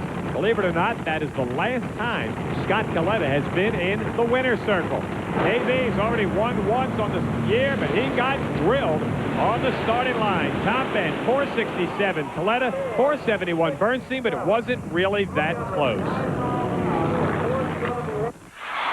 Sometimes in this sport, you're just in the wrong place. And Kenny Bernstein, a 471, would have won any other race in this round. Yeah, Steve, I drove terrible. I was really late, which really bothers me more than the losing the race, really, to be honest about it. But I guess if we'd been on time, we still wouldn't have won. So, you know, you just have to look at it and say, heck, it's they got whooped us, and that's all there is to it today. We'll just try again next week. See you then. Well, Scott Colletta going into yet another final round here at Heartland Park, Topeka. You kind of have the lease on this place. Yeah, I tell you, it's amazing. You know, hopefully I'll keep it going, but, you know, it wouldn't break my heart if they held all the races here.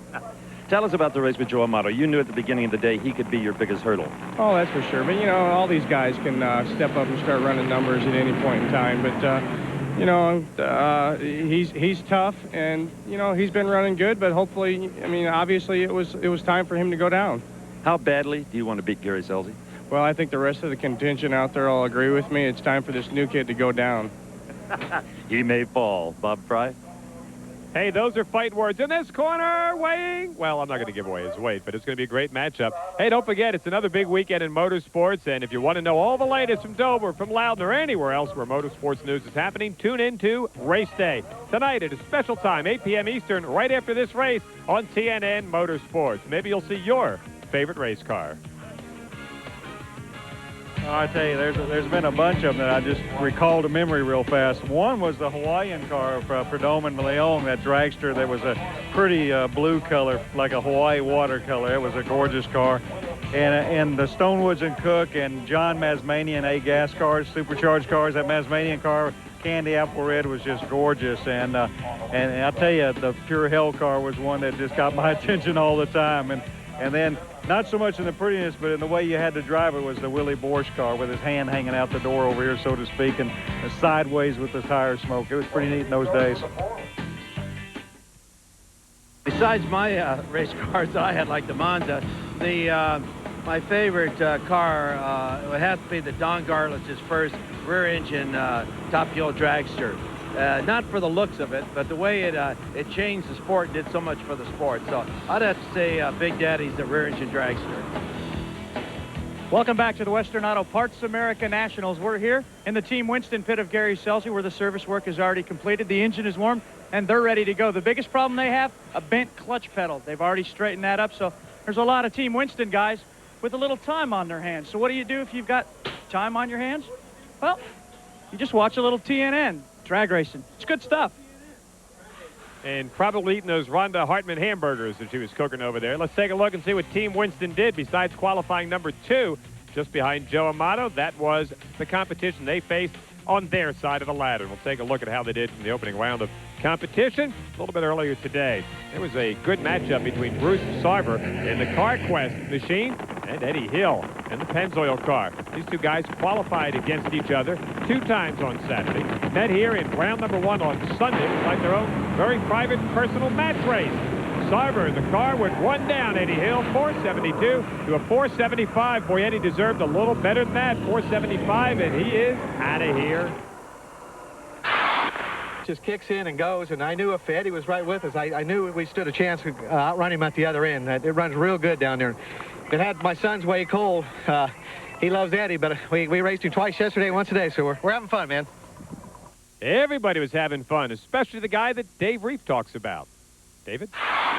It only seems fitting that in the heartland of America that there is a little agricultural backing as well. And that's why we welcome back Tommy Johnson Jr., who after a 1-week hiatus brings his brand new green and yellow John Deere Top Fuel dragster. He'll be going up in round 1 against Corey McClenathan, and he's going to need every one of those 300-mile-per-hour Deeres to get the job done. Deers? Did he say Deers? Matt, where's the grammar police? McDonald's on the far side. That's Corey Mack. He moved into number 3 in the points out at Englishtown. Tommy Johnson Jr. and the John Deere car. Boy, do they have a surprise for Corey Mack. Say goodnight, Corey, as he gets the win. TJ runs 4.76. A magnificent job for the green car and yellow car. TJ, so much for the jinx of a green race car. This is indeed a 300-mile-an-hour Deere. Well, I like that, baby. The color doesn't do us any harm at all, and we're mowing them down, Steve. We're mowing them down. I get it. Mowing them down. It'll be the Vandergrift car, the Jersey's machine on the far lane. Here comes Big Red, Gary Scelzi, Alan Johnson's car. This car is just awfully tough to beat. They have already won 3 times, been to 4 finals, and they started their march here with a rather conservative, for that team, 4.70 pounding of Bob Vandergrift, who skied to a 5.02. This is one of the great new camera shots we have. We hired a little tiny camera guy to... Well, no, we didn't. It'll be Shelley Anderson in the Western Auto Parts America Texaco Haviland car against Mike Dunn, and, well, they just don't like each other. No other way to put it. Where's Shelley? Nowhere to be seen. Mike Dunn gets the win at 4.74. Shelley at a 4.97. Oh, there she is. Too late, Shelley. we were struggling a little bit first round, spinning the tires, so we were probably a little overcautious, just wanted to get down the track, rattle the tires a little bit just because the track is so good, and that probably hurt us a little bit. But luckily we got this Mopar in the next round, and we'll definitely try to step her up for Gary. We're going to have to. Yes, you will. It'll be Selzy and Dunn and TJ and all those deer against Bruce Sarver, the CarQuest machine, under the direction of Lee Beard. Let's take a look at how they went in round number 2 as it starts to get to be white knuckle time for the boys. Bruce Sarver, who went to the finals at Englishtown just a week ago, he would take on Tommy Johnson Jr., who once again takes the far side of the racetrack. Sarver and the CarQuest entry, Lee Beard, they've been running extremely well over the last couple of races, starting to pick up some valuable Winston points. Hey, he would pick up a few more right here as Bruce Sarver gets the win. Dave Reeve tells us more about what we saw in round 2. It hasn't been a year since Blaine Johnson lost his life doing what he loved, racing Top Fuel dragsters. His memory lives on with a picture inside of the Team Winston dragster, and words on the side of Gary Selzy's car say it all. In loving memory of Blaine Johnson. No one has forgotten our fallen friend, including the folks here at Topeka, as they have renamed one of the set of grandstands the Blaine Johnson Grandstand to celebrate our fallen friend. Ladies and gentlemen, there was not a better person nor a harder racer than Blaine Johnson. We will always miss him and remember him. In the second round, driving the Team Winston car would be Gary Selzy, fresh out of the alcohol ranks just a year ago, and he would take on that Mike Dunn, the Mopar car. Whoa, there goes the red machine, 479, and they get the win again. And right now, this might be the hottest car in all of Winston Championship drag racing. God, I'll tell you what, it started to smoke the tires, and I had to pedal it, and I thought, oh, here comes Mike. And no, Mike, we were really lucky on that one. Team Winston goes another round. And a big semifinal win against Bruce Sarver to get this guy to his 5th final already. Can't call him a rookie either. Take us through that semifinal run. Well, we were pretty nervous. We needed to get some points gained on Joe Amato, and, Lee Beard's doing a heck of a job over there with Bruce Sarver, and the track's getting hot, and we didn't have lane choice, so, we ran into a little trouble, went out there in the cars and tried to rattle the tire and tried to spin a little bit, but fortunately we got away with it. AJ knew the right call. This is really an emotional race for us. The Blaine Johnson Memorial Grandstands, and Blaine's mom, who I call my mom now, she's home with the flu, and I know she's watching right now. And Mom, if you're watching, we're doing everything we can to win this race, believe me. I just hope Scott Coletta's watching, so he'll roll over for us. And Agnes, I heard also hugs for everyone in that grandstand when he wins. That's the plan in the Team Winston pit. Hey, guys, Scott Coletta's a warm and fuzzy kind of guy, but there is no way, read it, no way, he's rolling over into the finals. Couple of times, once so far this season, and Gary Selzy's gotten the measure of Scott, but then, hey, Selzy and Team Winston's gotten the measure of just about everybody. Scott loves this track, loves this time of the year. Maybe he's about ready to make one of those patented Top Fuel charges for the championship. We've got more. We'll take a look at funny car action when we come back.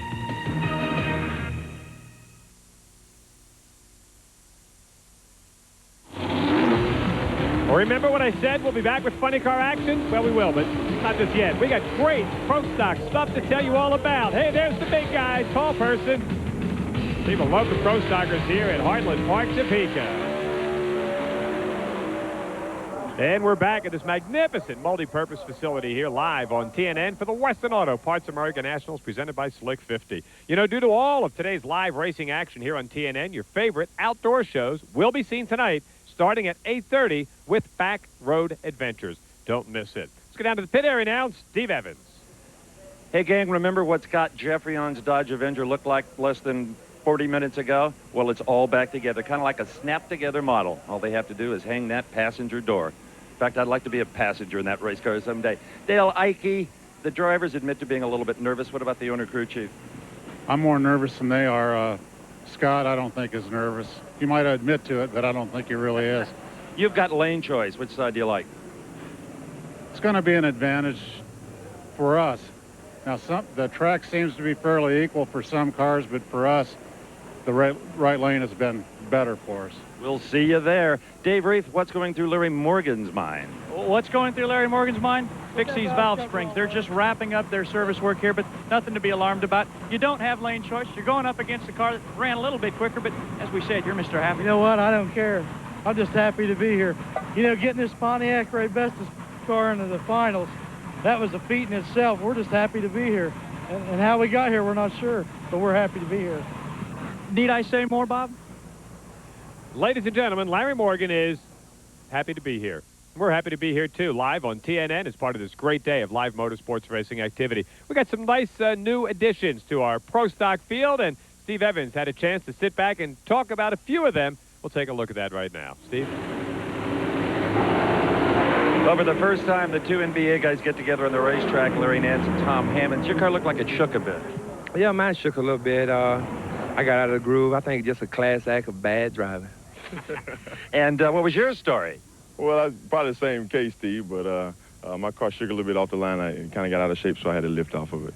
Okay, with the playoffs coming up for the championships, who would be the, let's say, the Michael Jordan of Pro Stock? The Michael Jordan of Pro Stock is definitely Warren Johnson in my book, and can't get away from that guy because he's right out here, too. Okay, who would be the mailman, the Carl Malone of Pro Stock? Steve, I thought you were going to ask me about the Dennis Rodman of Pro Stock.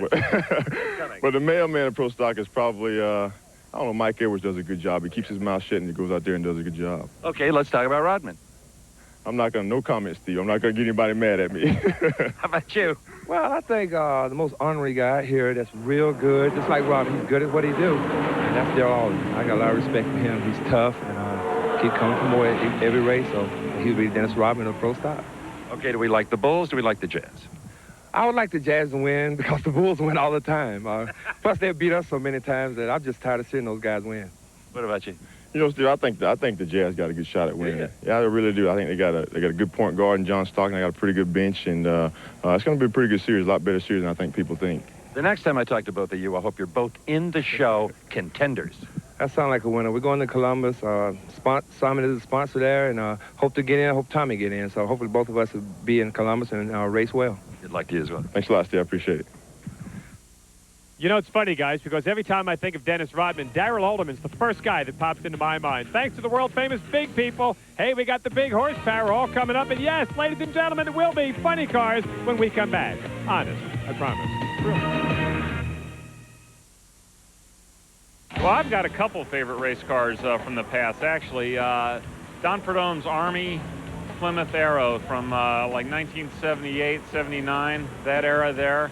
And then, of course, the Blue Maxes, all the Blue Maxes were my favorites. And even some of Bernstein's Budweiser Kings in the early and mid-'80s, they were so dominant that, you know, those were the times when I really wanted to race, and I was a kid thinking I could do this. And so I have really good memories of a lot of those cars. Blue Maxes, I guess that's the plural. I'm not sure about Max or Maxes. I'm sure Deers wasn't right. Friday night on TNN Motor Madness, we'll all go to Tri-City Speedway for some ASA racing under the lights. It's the Mid-Michigan Chevy Value Leaders 300, live Friday night at 8 Eastern on TNN's Motor Madness. Steve? Well, the thrash is over in Whit Bazemore's pit. The engine is not only back together, they've also test-fired it to make sure there's no leaks, to put a little heat in it. And, Jeff, let's focus the camera on the foot soldiers of drag racing, the crew for Whit Bazemore. Are we confident? Yeah! Can your man take out Randy Anderson? Yeah. I think they heard that over in the Anderson pits. Dave Reeve?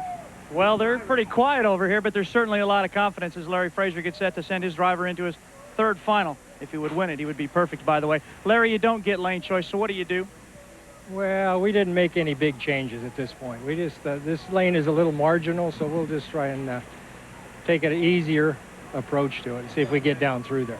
As I've been running around, it looked like a pretty standard stop, nothing major. No major troubles or anything, just a normal maintenance between rounds. Do you try to step it up? Well, maybe a little. We need a 10th. We'll try to get a little bit out of it. Well, if they can get a 10th, they'll get their third win, which incidentally would tie them with their round win record against John Force. Bob Fry? It will be the consistency of Whit against the power of Randy Anderson here this weekend. Speaking of power, we had a 96 championship matchup here that was one for the ages. And, of course, that meant John Force was in it, and so was Cruz Pedregon. Now, during the course of the day, Force had gone 496, 496, and 498. Cruz had thrown out a couple of 492s and had run 310 and 311. This is as good as it gets in the fuel tube category. Force, Pedregon, NHRA Winston racing under the lights. John Force gets the win, as he did 12 other times in 1996. And, you got it, the crowd went wild. That was a great run. It'll be hard to match that here in this final coming up, but we'll see what it looks like when we have the finals coming up in just a bit. This, my producer tells me, is a barn. That, I tell them, is why we pay producers the big bucks.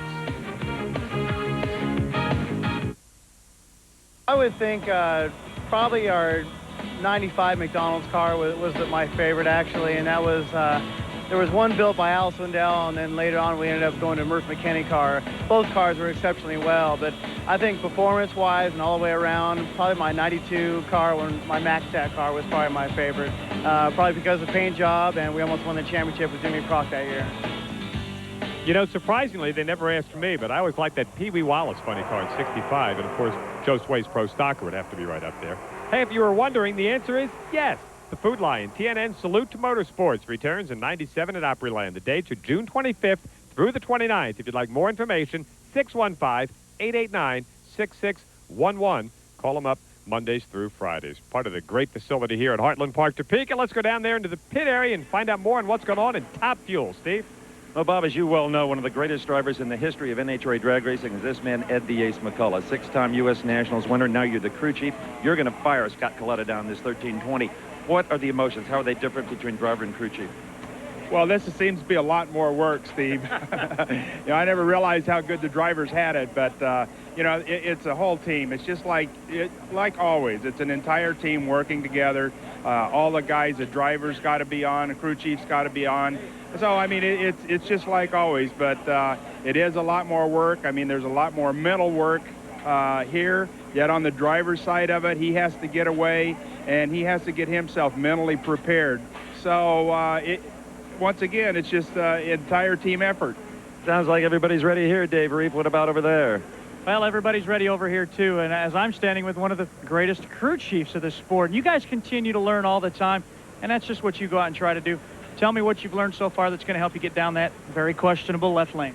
Well, fortunate for us, we ran that left lane last time, so we've got a little bit of a baseline on what's going to happen out there. We're going to try and step the thing up a little bit, make a close race out of it. We don't want to go overboard and, get ourselves in trouble by smoking the tires or something, but I think we can step it up enough to make a close race out of it. Is it too early to say this team is dominating, Bob? I don't think so. I think that is a dominant team, and I think they are the car to beat if you want to take the Winston Championship. And it's not too many guys that go into a final round giving up lane choice when you're Gary Scelzi, but Scott Coletta gets the advantage here. Scott last year here in the finals, he would take on Kenny Bernstein. Scott beat his dad Connie in the semis. It was at this race that Lane Johnson ran that historic still track record, 4.592. Scott Coletta went right on down, got the win. He has twice won this race as part of 3 wins in a row, and he would love to start another win streak right here. Those are Daisies. Well, they got real long names, but the producer couldn't remember them. We've got more action coming up live from Heartland Park, Topeka. Promotional consideration provided for and a fee paid by this special offer from Diamond P. It's finally here. And they walked away 5. Spectacular racing action on asphalt, dirt, and water. You've heard about it. Now own it. Non-stop excitement the entire family will enjoy. Jaws will drop and eyebrows will raise as you watch drivers walk away from white knuckle crashes. NHRA, monster trucks, NASCAR boats, outlaw sprinters, swamp buggies, bikes, and more. It's all here. Call the 800 number on your screen now and order your copy of And They Walked Away 5. But don't walk away and make that call just yet, because we have live finals coming up right here on TNN from Heartland Park, Topeka, and the Western Auto Parts American Nationals presented by Slick 50. Bob Fry and Dave Reef and Steve Evans all just taking a little moment here, a little breather. We had anticipated getting a lot of our sportsman finals on here, and we're going to get a chance, hopefully, to take a look at Competition Eliminator and then come back and look at the finals in those Federal Mogul Dragster, Federal Mogul Funny Car classes as a prelude to our championship finals and all the professional classes. It's going to be very interesting running, and it will be interesting indeed to see if that Team Winston can continue to be the dominant car. I don't think too many people discount that car. Joe Amato, Kenny Bernstein, and even Corey Mack, the way he's been running in the battle for the 1997 Winston Championship. Now, there were a lot of sportsman races that were contested here this weekend, but because of the delays, because of the weather and the problems on the track, a lot of this has been pushed back just a little bit. So we're going to get an opportunity here to take a look at Competition Eliminator, and then we'll be back with the alcohol finals and the Federal Mogul classes and all the fuel classes and Pro Stock coming up live right here on TNN. So we hope you'll all stick around for that. Favorite race car that I drove would have to be probably the Paisano Funny Car. That was were one of the last guys to do away with the 2-speed transmission, and we had the manual lockup on the steering wheel, and so you had to push a button, leave the starting line, get the clutch to lock up, and you'd run her 1,000 feet and shift her into high gear, and it was running 8 mile an hour faster than anybody at the time. That car was a lot of fun to drive. As far as a favorite car that I never drove, oh man, there's so many of them. I would have to say, I think of Don Prudhomme's Army car. That car was, that would have been a fun car to drive because it dominated for so many years, and it was always such a clean-looking car. I really thought that was the neatest car out there when I was growing up. That probably had to be my favorite one that I didn't drive. Hey, folks, you wonder what Tom Hammonds and Larry Nance did after the interview with Steve? Well, we told them to take a camera and go out and get some shots. And not bad, huh? There's some big dudes. Great shot of Heartland Park, Topeka, and we're getting set for the finals in competition eliminator. A little bit of cleanup on the racetrack, and you're going to see 2 very interesting race cars. Buddy Nickens, out of that Nickens family. You saw Father David earlier in the Pro Stock class, and John Freck. Now, competition eliminator category will be a handicap start and a little bit different from what we've seen in the heads-up classifications. Meanwhile, speaking of a little bit different, does your mother know what you do for a living? These are the guys from Sports Magic who've been entertaining fans at the NHRA Winston drag races around the country this year, and they do a wonderful job. Right now, they're shooting out some souvenir T-shirts. Hey, T-shirts, get your T-shirts to the folks in the grandstands. Let's go down now to Steve Evans. Don't you? You know, Bob, I love Competition Eliminator for a number of reasons. The variety, the fact that it's a non-breakout class. You can run all out no matter what class you're in. I wish we weren't always in the pits when it runs so I could sit in the stands and watch it more. But think about some of the great drivers these days, especially in Pro Stock, that have come out of comp. How about Larry Morgan, one of our finalists? He was a many-time comp champion. Mike Edwards, national event winner this year. Tom Martino has performed well all season long. They all came out of Competition Eliminator, and when they come into Pro Stock, baby, nobody cuts a better light. There are a lot of guys that have advanced, Steve, and a lot of the guys from the Federal Mogul classes have moved up into the professional category class. Blaine Johnson was one, Shelly Anderson, Randy Anderson, another. So this is what's so great about NHRA Winston Championship drag racing, and that's a good look at Buddy Nickens right there. And John Freck, and that's the little tiny car. I'll tell you more about that in just a bit. Little thumbs up there from John. You know, next Saturday on TNN Motorsports, the ARCA drivers tackle the 3 turns and 2.5 miles of Pocono International Raceway. It's the Pocono 400K presented by Mountain Dew at 1 Eastern right here on the leader, TNN Motorsports. Now, John Freck's got a tiny little race car. He qualified in the number 20 position, and we started out with about 50 cars in competition eliminator. Qualified 32, ran around yesterday, and then narrowed it down today. John Freck made a serious run for the Winston Championship last year and came up just a little bit short, just like this guy's going to do when he fires that thing up towards the grandstands. Look out, incoming. The Sports Magic folks do a great job here. Buddy Nickens with his V6 machine will be the competitor. They're doing a little cleanup on the racetrack, trying to make sure that everything's set as we get set for all finals right here on TNN from Heartland Park, Topeka. As the boys jog down towards the starting line, getting the fans up because, yes, indeed, ladies and gentlemen, the crowd is going wild. And we'll be back with our competition eliminator finals, followed by the Federal Mogul Dragsters and Federal Mogul Funny Car Championships. And that will include the likes of Lou Gasparelli and Cy Chesterman in the funny cars, Jay Payne and Frank Pendergast with the In-N-Out Burger car. They're the ones that will go at it in the Federal Mogul Dragster category. Could have used that helmet in one of our little scenic shots earlier. Buddy Nickens, whose cousin Bo won the Winston Championship last year. Buddy had a great matchup earlier as he matched up with David Rampy, a 3-time Winston champion. So it's about as good as it's going to get in the competition eliminator category. Then we're going to find out who can win in the Federal Mogul classes. With all the pro categories coming up right around the corner, please don't go away. We got the finals live on TNN.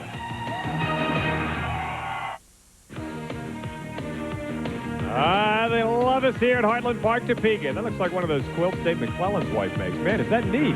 The best NHRA network. As the crowd gets set for the final, and a completely different look at drag racing. A full-bodied car. It's a V6 engine over there, 272 cubic inches. Buddy Nickens and John Freck, who just missed in the battle for the Winston Championship last year. Ironically enough, he lost that out to another Nickens. Bo got the win. That's a small block Pontiac, only about 170 cubic inches. And John Freck's a great guy.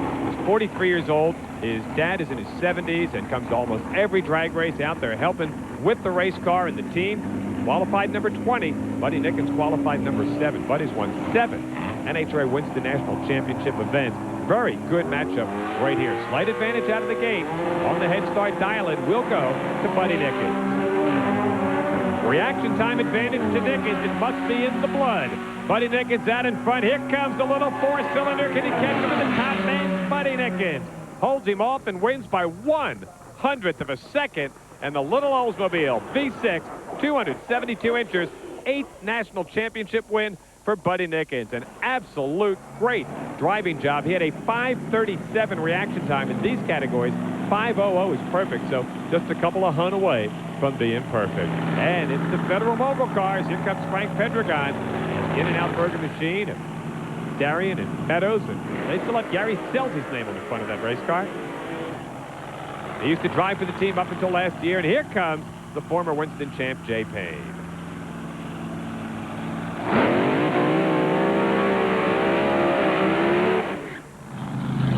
Steve, you've known the entire Pendragon family for a long while. What do you think Frankie's thinking right here?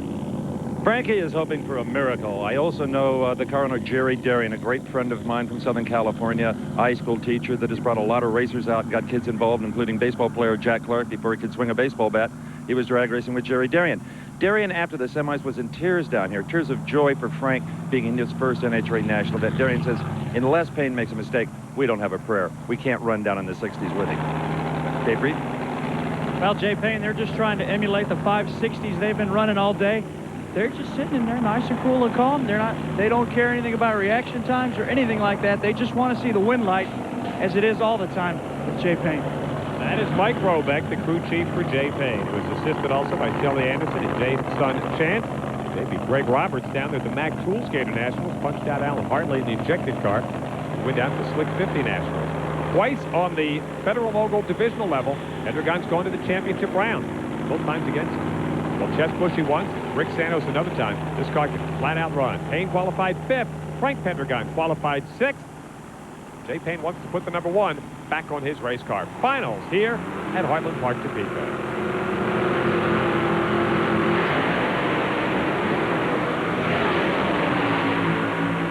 Pendragon out of the gate first, but not enough to hold off that 5:66 onslaught of Jay Payne. Jay slowed right there at the quarter-mile mark, but he was out in front far enough to hold off the In-N-Out Burger car. Slowed to just 191. Pendragon goes 574, 243 miles an hour, and just about as Steve predicted. They would need a little help from Jay Payne, and they didn't get it. Payne did not slow down at all from that 560 pace that he's been running all day long. With Bobby Taylor going out earlier, Jay Payne winning here.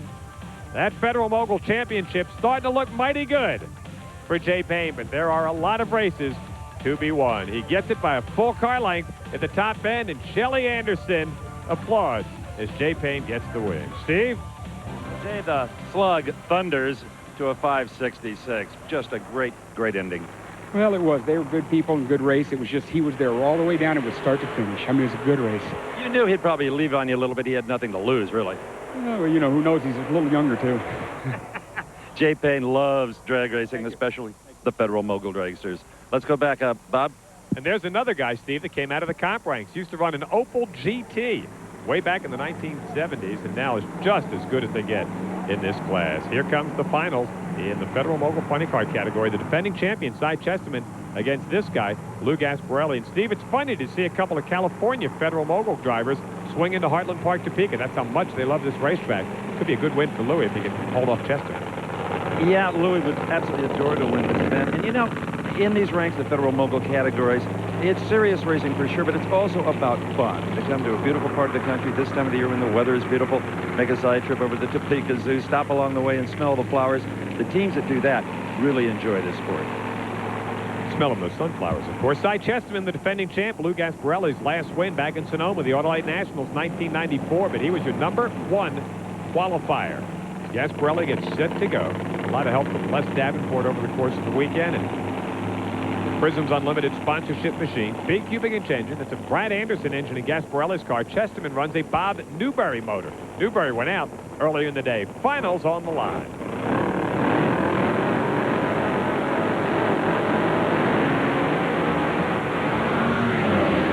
Lou was really late out of the gate, and he will just shut it off. Chesterman right down Broadway backs up his 96th win here at Heartland Park, Topeka. 592, 248 miles an hour. The first guy besides Bartone, Newberry, and Manzo this year to win an NHRA Winston National Championship event. Look at that. Gasparelli must have been napping or checking the gauges or looking for those sunflowers because he was tardy on the line. Had a .7 reaction time, and you can't recover from that, especially when the guy in the other lane was the number 3 qualifier, and he runs at 592. So a hot time in old Sioux City, Iowa, as the crowd goes wild. We got the Pro Stock Finals, Top Fuel Funny Car, all coming up right here live from Heartland Park, Topeka. There's one of the Dodge boys, Scott against Larry. They're coming up next.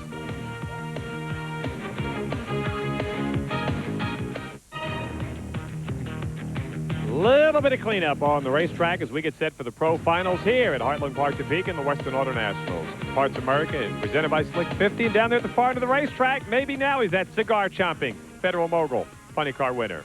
No, he doesn't have a cigar, but I'll tell you, Si, the Coca-Cola car didn't sound all that good when you brought the R's up after you staged. Yeah, we something was wrong. We torched ahead in the block, so obviously something was hurt.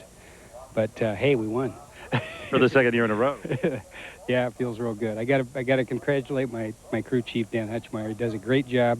Tuned his car all weekend. It's been running pretty consistent up until this run, so we're pretty pleased. You should be. Bob Fry, what do we got? Pro Stock? Yeah, we do, and Dan is one of the real underrated crew chiefs in that class, too. Congratulations. Si won 3 times last year. He could be a factor here. Here's Pro Stock as we get set to go with the finals.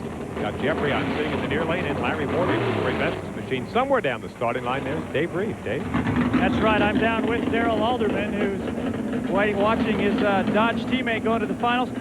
Steve said teammates earlier. There's no doubt you guys are teammates. Blood brothers through and through. That's right. You know, Scott's been in 2 finals already this year. It's time for him to win one.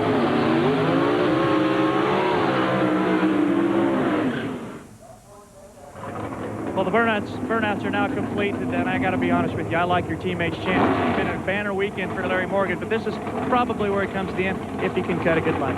Well, he's been cutting good lights all day long, and I think he'll cut one in the final, too. He's all keyed up for it. Like I said, he's been in 2 finals already this year, and Scott's hungry. 2 races both these Dodge boys have been back. Steve Evans, who do you think's got a chance today?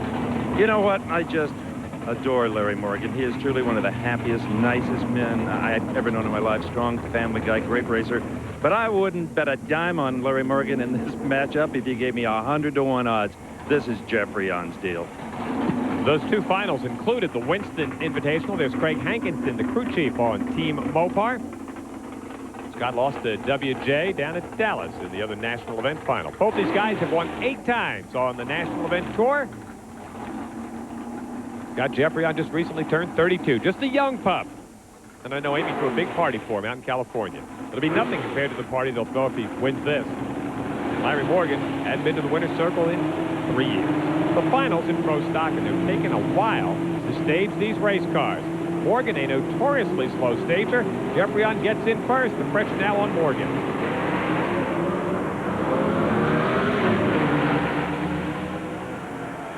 Boa blanket over the 2 under that close. The winner is Scott Jeffreyon. The Dodge boys, back-to-back wins. Alderman at E-Town, here at Heartland Park. Scott Jeffreyon, 7:07, beats a 7:10. His reaction time, 4:71. Morgan, a 4:81, as they both took a while. Had to foam both off just a little bit on the starting line. Better performance in the short numbers for Larry Morgan. He was 1:05 and 60 feet. That was quicker than Scott. But by the time they hit the 8-mile mark, Jeffreyon, Team Mopar, Dale Ike and the boys, wins it by half a car length. And the Dodge cars are back. Way to go. And the team is extremely happy. I said, Dale, the team's extremely happy. Well, some people just show it in different ways. Way to go, Dale Ike. 2 in a row for the Mopars. Steve? Well, Scott, you have a scouting report on Larry Morgan. You knew he was going to be a little slow to stage. That's just the dossier on him. I'm just so happy for Mopar, for my wife, everybody that's been through this with me the last 2 years. To win means it all to me right now. I can't even explain it, Steve. Thank you. I think that just did. Isn't that cool? That is so neat. That's what winning and coming back means to Jeffreyon and the Dodge boys.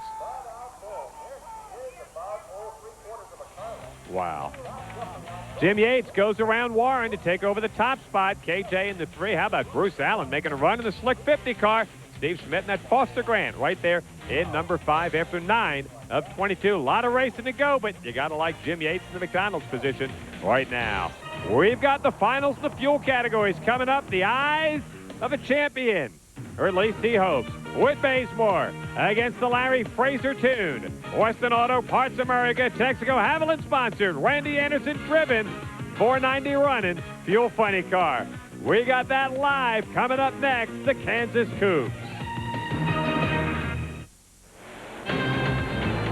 We've got the Funny Car finals coming up, and this is a little bit of what we've seen here so far this weekend.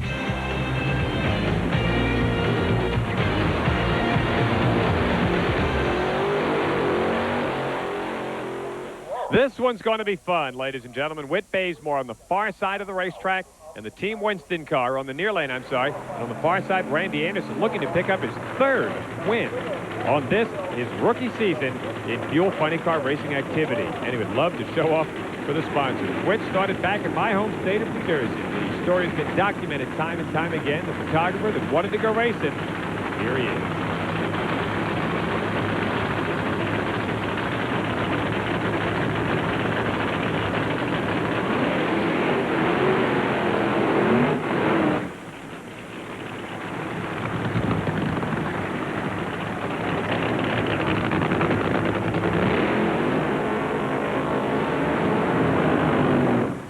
The way I see it, it's the power of that car against the consistency of the red car. Dave Reef, what do you think? I absolutely agree. When it comes to Randy Anderson, I'd say I really like this kid. I like his teammates. I like that whole team. They're very calm. They're very cool. They're very collected. But I got to be honest with you. I think Whit Bazemore will take his own picture today. He's due. Rob Flynn's due. Team Winston is due. Add this into the equation. Shelley Anderson said this racetrack has no advantage in either lane right now. I think it's Whit Bazemore's day in Team Winston. Steve? Wherever John Force is right now, he's watching TNN. I guarantee it. A few weeks ago in National Dragster magazine, Western Auto ran a great big color ad congratulating Randy Anderson on the season, and they called it the new Force in drag racing. And it wasn't an accident. If Randy wins his 3rd here, Force won't sleep till Sonoma in July. I'm still trying to figure out how Whit's going to be able to take his own picture, but Dave will have to explain that to me later. Here's Rob Flynn, crew chief and partner on Team Winston. And the Western Auto Parts America machine. Team Winston looking for a double here. Yeah, first leg up on that if Whit Bazemore can punch out Randy Anderson.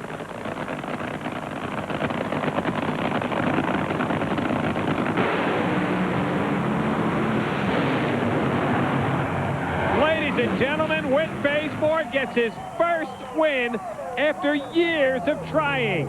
His only other final came 5 years ago in Memphis, where he lost to Al Hoffman, and this truly is a crowd that's going to go wild. 503, 307. That car honks on the top end.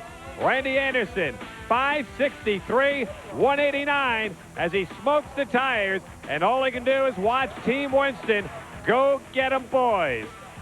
Somebody's going to take Whit Bazemore's picture this weekend, and this might be more emotional than what we saw from Scott Jeffrion.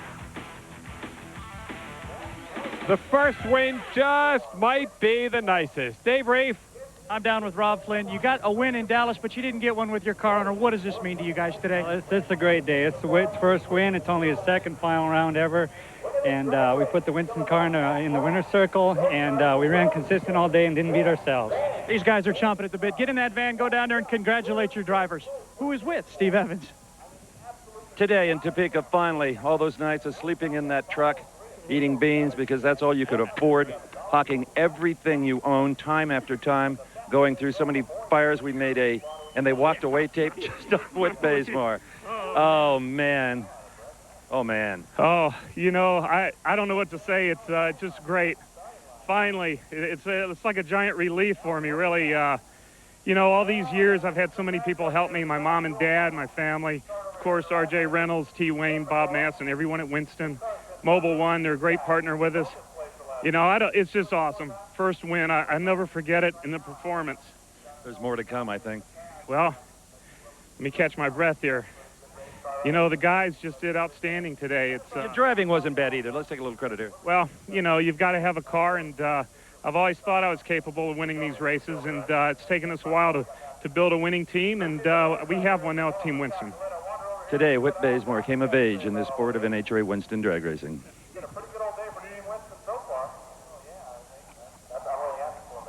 He's going to run up and find the crew. Someday, maybe somebody will say, my favorite race car, that Whit Bazemore car. When I saw him, I wanted to be a drag racer.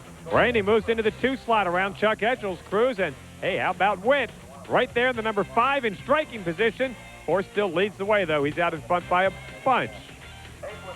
We got the Top Fuel finals coming up. I mean, 2 emotional wins right here. There is Scott Coletta trying to pick up another one right here at Heartland Park, Topeka. We'll see if Team Winston can make it an all-red winner's circle here today. We'll find out when we come back with Topeka's. Buddy to Heartland Park, Topeka, as we get set for the finals in Top Fuel.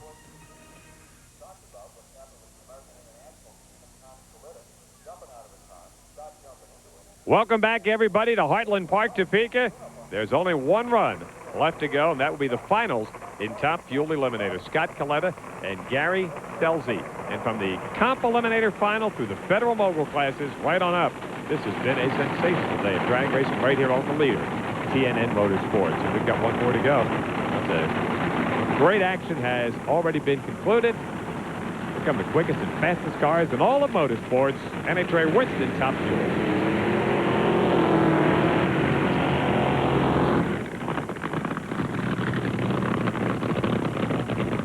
Steve, I'll tell you what's interesting about this is that Team Winston does not have lane choice, and there aren't too many guys out there that can say they have outpowered the red car going into a final. Well, you're absolutely right, and I think the biggest thing that Scott Coletta, though, has to worry about is when Stelzy gets painted into a corner a little bit, he's kind of like a snake. He strikes out. Let's remember the final at Phoenix, a 4-1 reaction time. Kenny Bernstein will never forget that one. That is what Stelzy is capable of when he has to do it. He may be a little lazy on the lights when they're running those high 450s, low 460s, but I think, watch this guy. He may unscrew the red as he goes by. What do you think, Dave? Who do you like? Well, I got to agree with Steve. It's been a day of big races and big streaks that come to an end. We saw Larry Morgan streak in. We also saw Randy Anderson lose in his first final, so that streak comes to an end. And like I said, so much emotion riding in that race car right now with the new Blaine Johnson grandstand, rather. I think it's Team Red. Scott Coletta could become the favorite driver of everybody else in Top Fuel if he can stop this Team Winston juggernaut. Number 5 qualifier was Scott. Number 2 was Gary Stelzy, both behind Joe Amato. This is the Top Fuel final.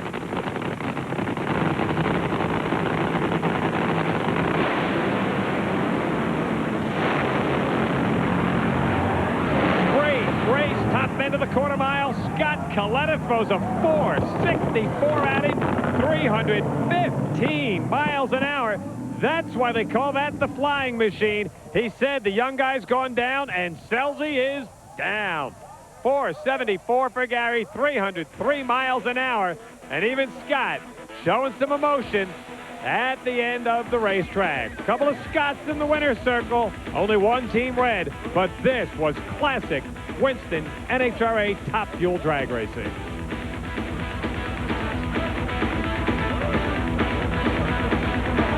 By a nose and 2/100ths of a second, and Ed the Ace McCullough, yes, we got the win, and maybe we're going to start another one of those rolls.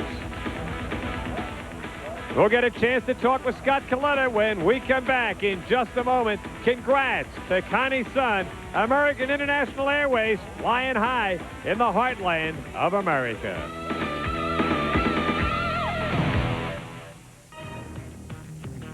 TNN's coverage of the Western Auto Parts America Nationals has been brought to you by Valvoline. Enter to win Mark Martin's race car during Valvoline's Big Race Sweepstakes. And by Mopar, Chrysler Corporation parts, and the Chrysler, Plymouth, Dodge, Jeep, and Eagle dealers who sell and install them. Everybody's happy down at the far end of the racetrack, not that end, the far end. Let's go join Steve Evans. Scott just said he had to fall, and he fell big time. Oh, man, I tell you what, Ace and the guys are doing one heck of a job. I mean, after all the controversy that was going on in the media hype when, parking cars and Dick on and stuff, hey, we figured we knew it would come, but we just figured it came a little quicker than we thought, and I mean, it's beautiful. Did you ever see him at all? His nose poked out there a little bit, about half track or so, and then he disappeared. And, that thing ran good. First one of the year at your favorite racetrack. You got it. I mean, put them all here. I can't arrange that, but Bob Fry can tell us about the points. Oh, big hug. You got to love it. That's the ace and Scott, and that's about as ebullient as you're ever going to see Scott Coletta. Hey, it's funny what a win will do for you. Selzy leads the way. Amato in the number 2 slot. KB goes back to 3rd. Scott jumps up to the 4th. He's going to be a player the second half of the season. Remember, you heard it first right here. And Corey Mack drops down to the number 5 slot. Congratulations today to our Mopar high performer. Qualified 6th, ran O's, beat Randy in the final, won his first race ever. Our Mopar high performer, Whit, way to go, Bazemore. Our next NHRA telecast will be the crown jewel of drag racing, the U.S. Nationals. That weekend, we'll also have the Wax Shop Pro Bike Dash on Saturday, the Big Bud Shootout on Sunday, and 3 hours of U.S. Nationals live action on Labor Day weekend right here on the leader, TNN Motorsports. Congratulations to everybody. Scott Coletta's first win in a year. Scott Jeffrion's first in 2 years. Whit's first ever. So congratulations, and just a great weekend here at Heartland Park, Topeka. The Western Auto Parts America Nationals has been a production of Diamond P Sports and the Nashville Network, leaders in live motorsports television.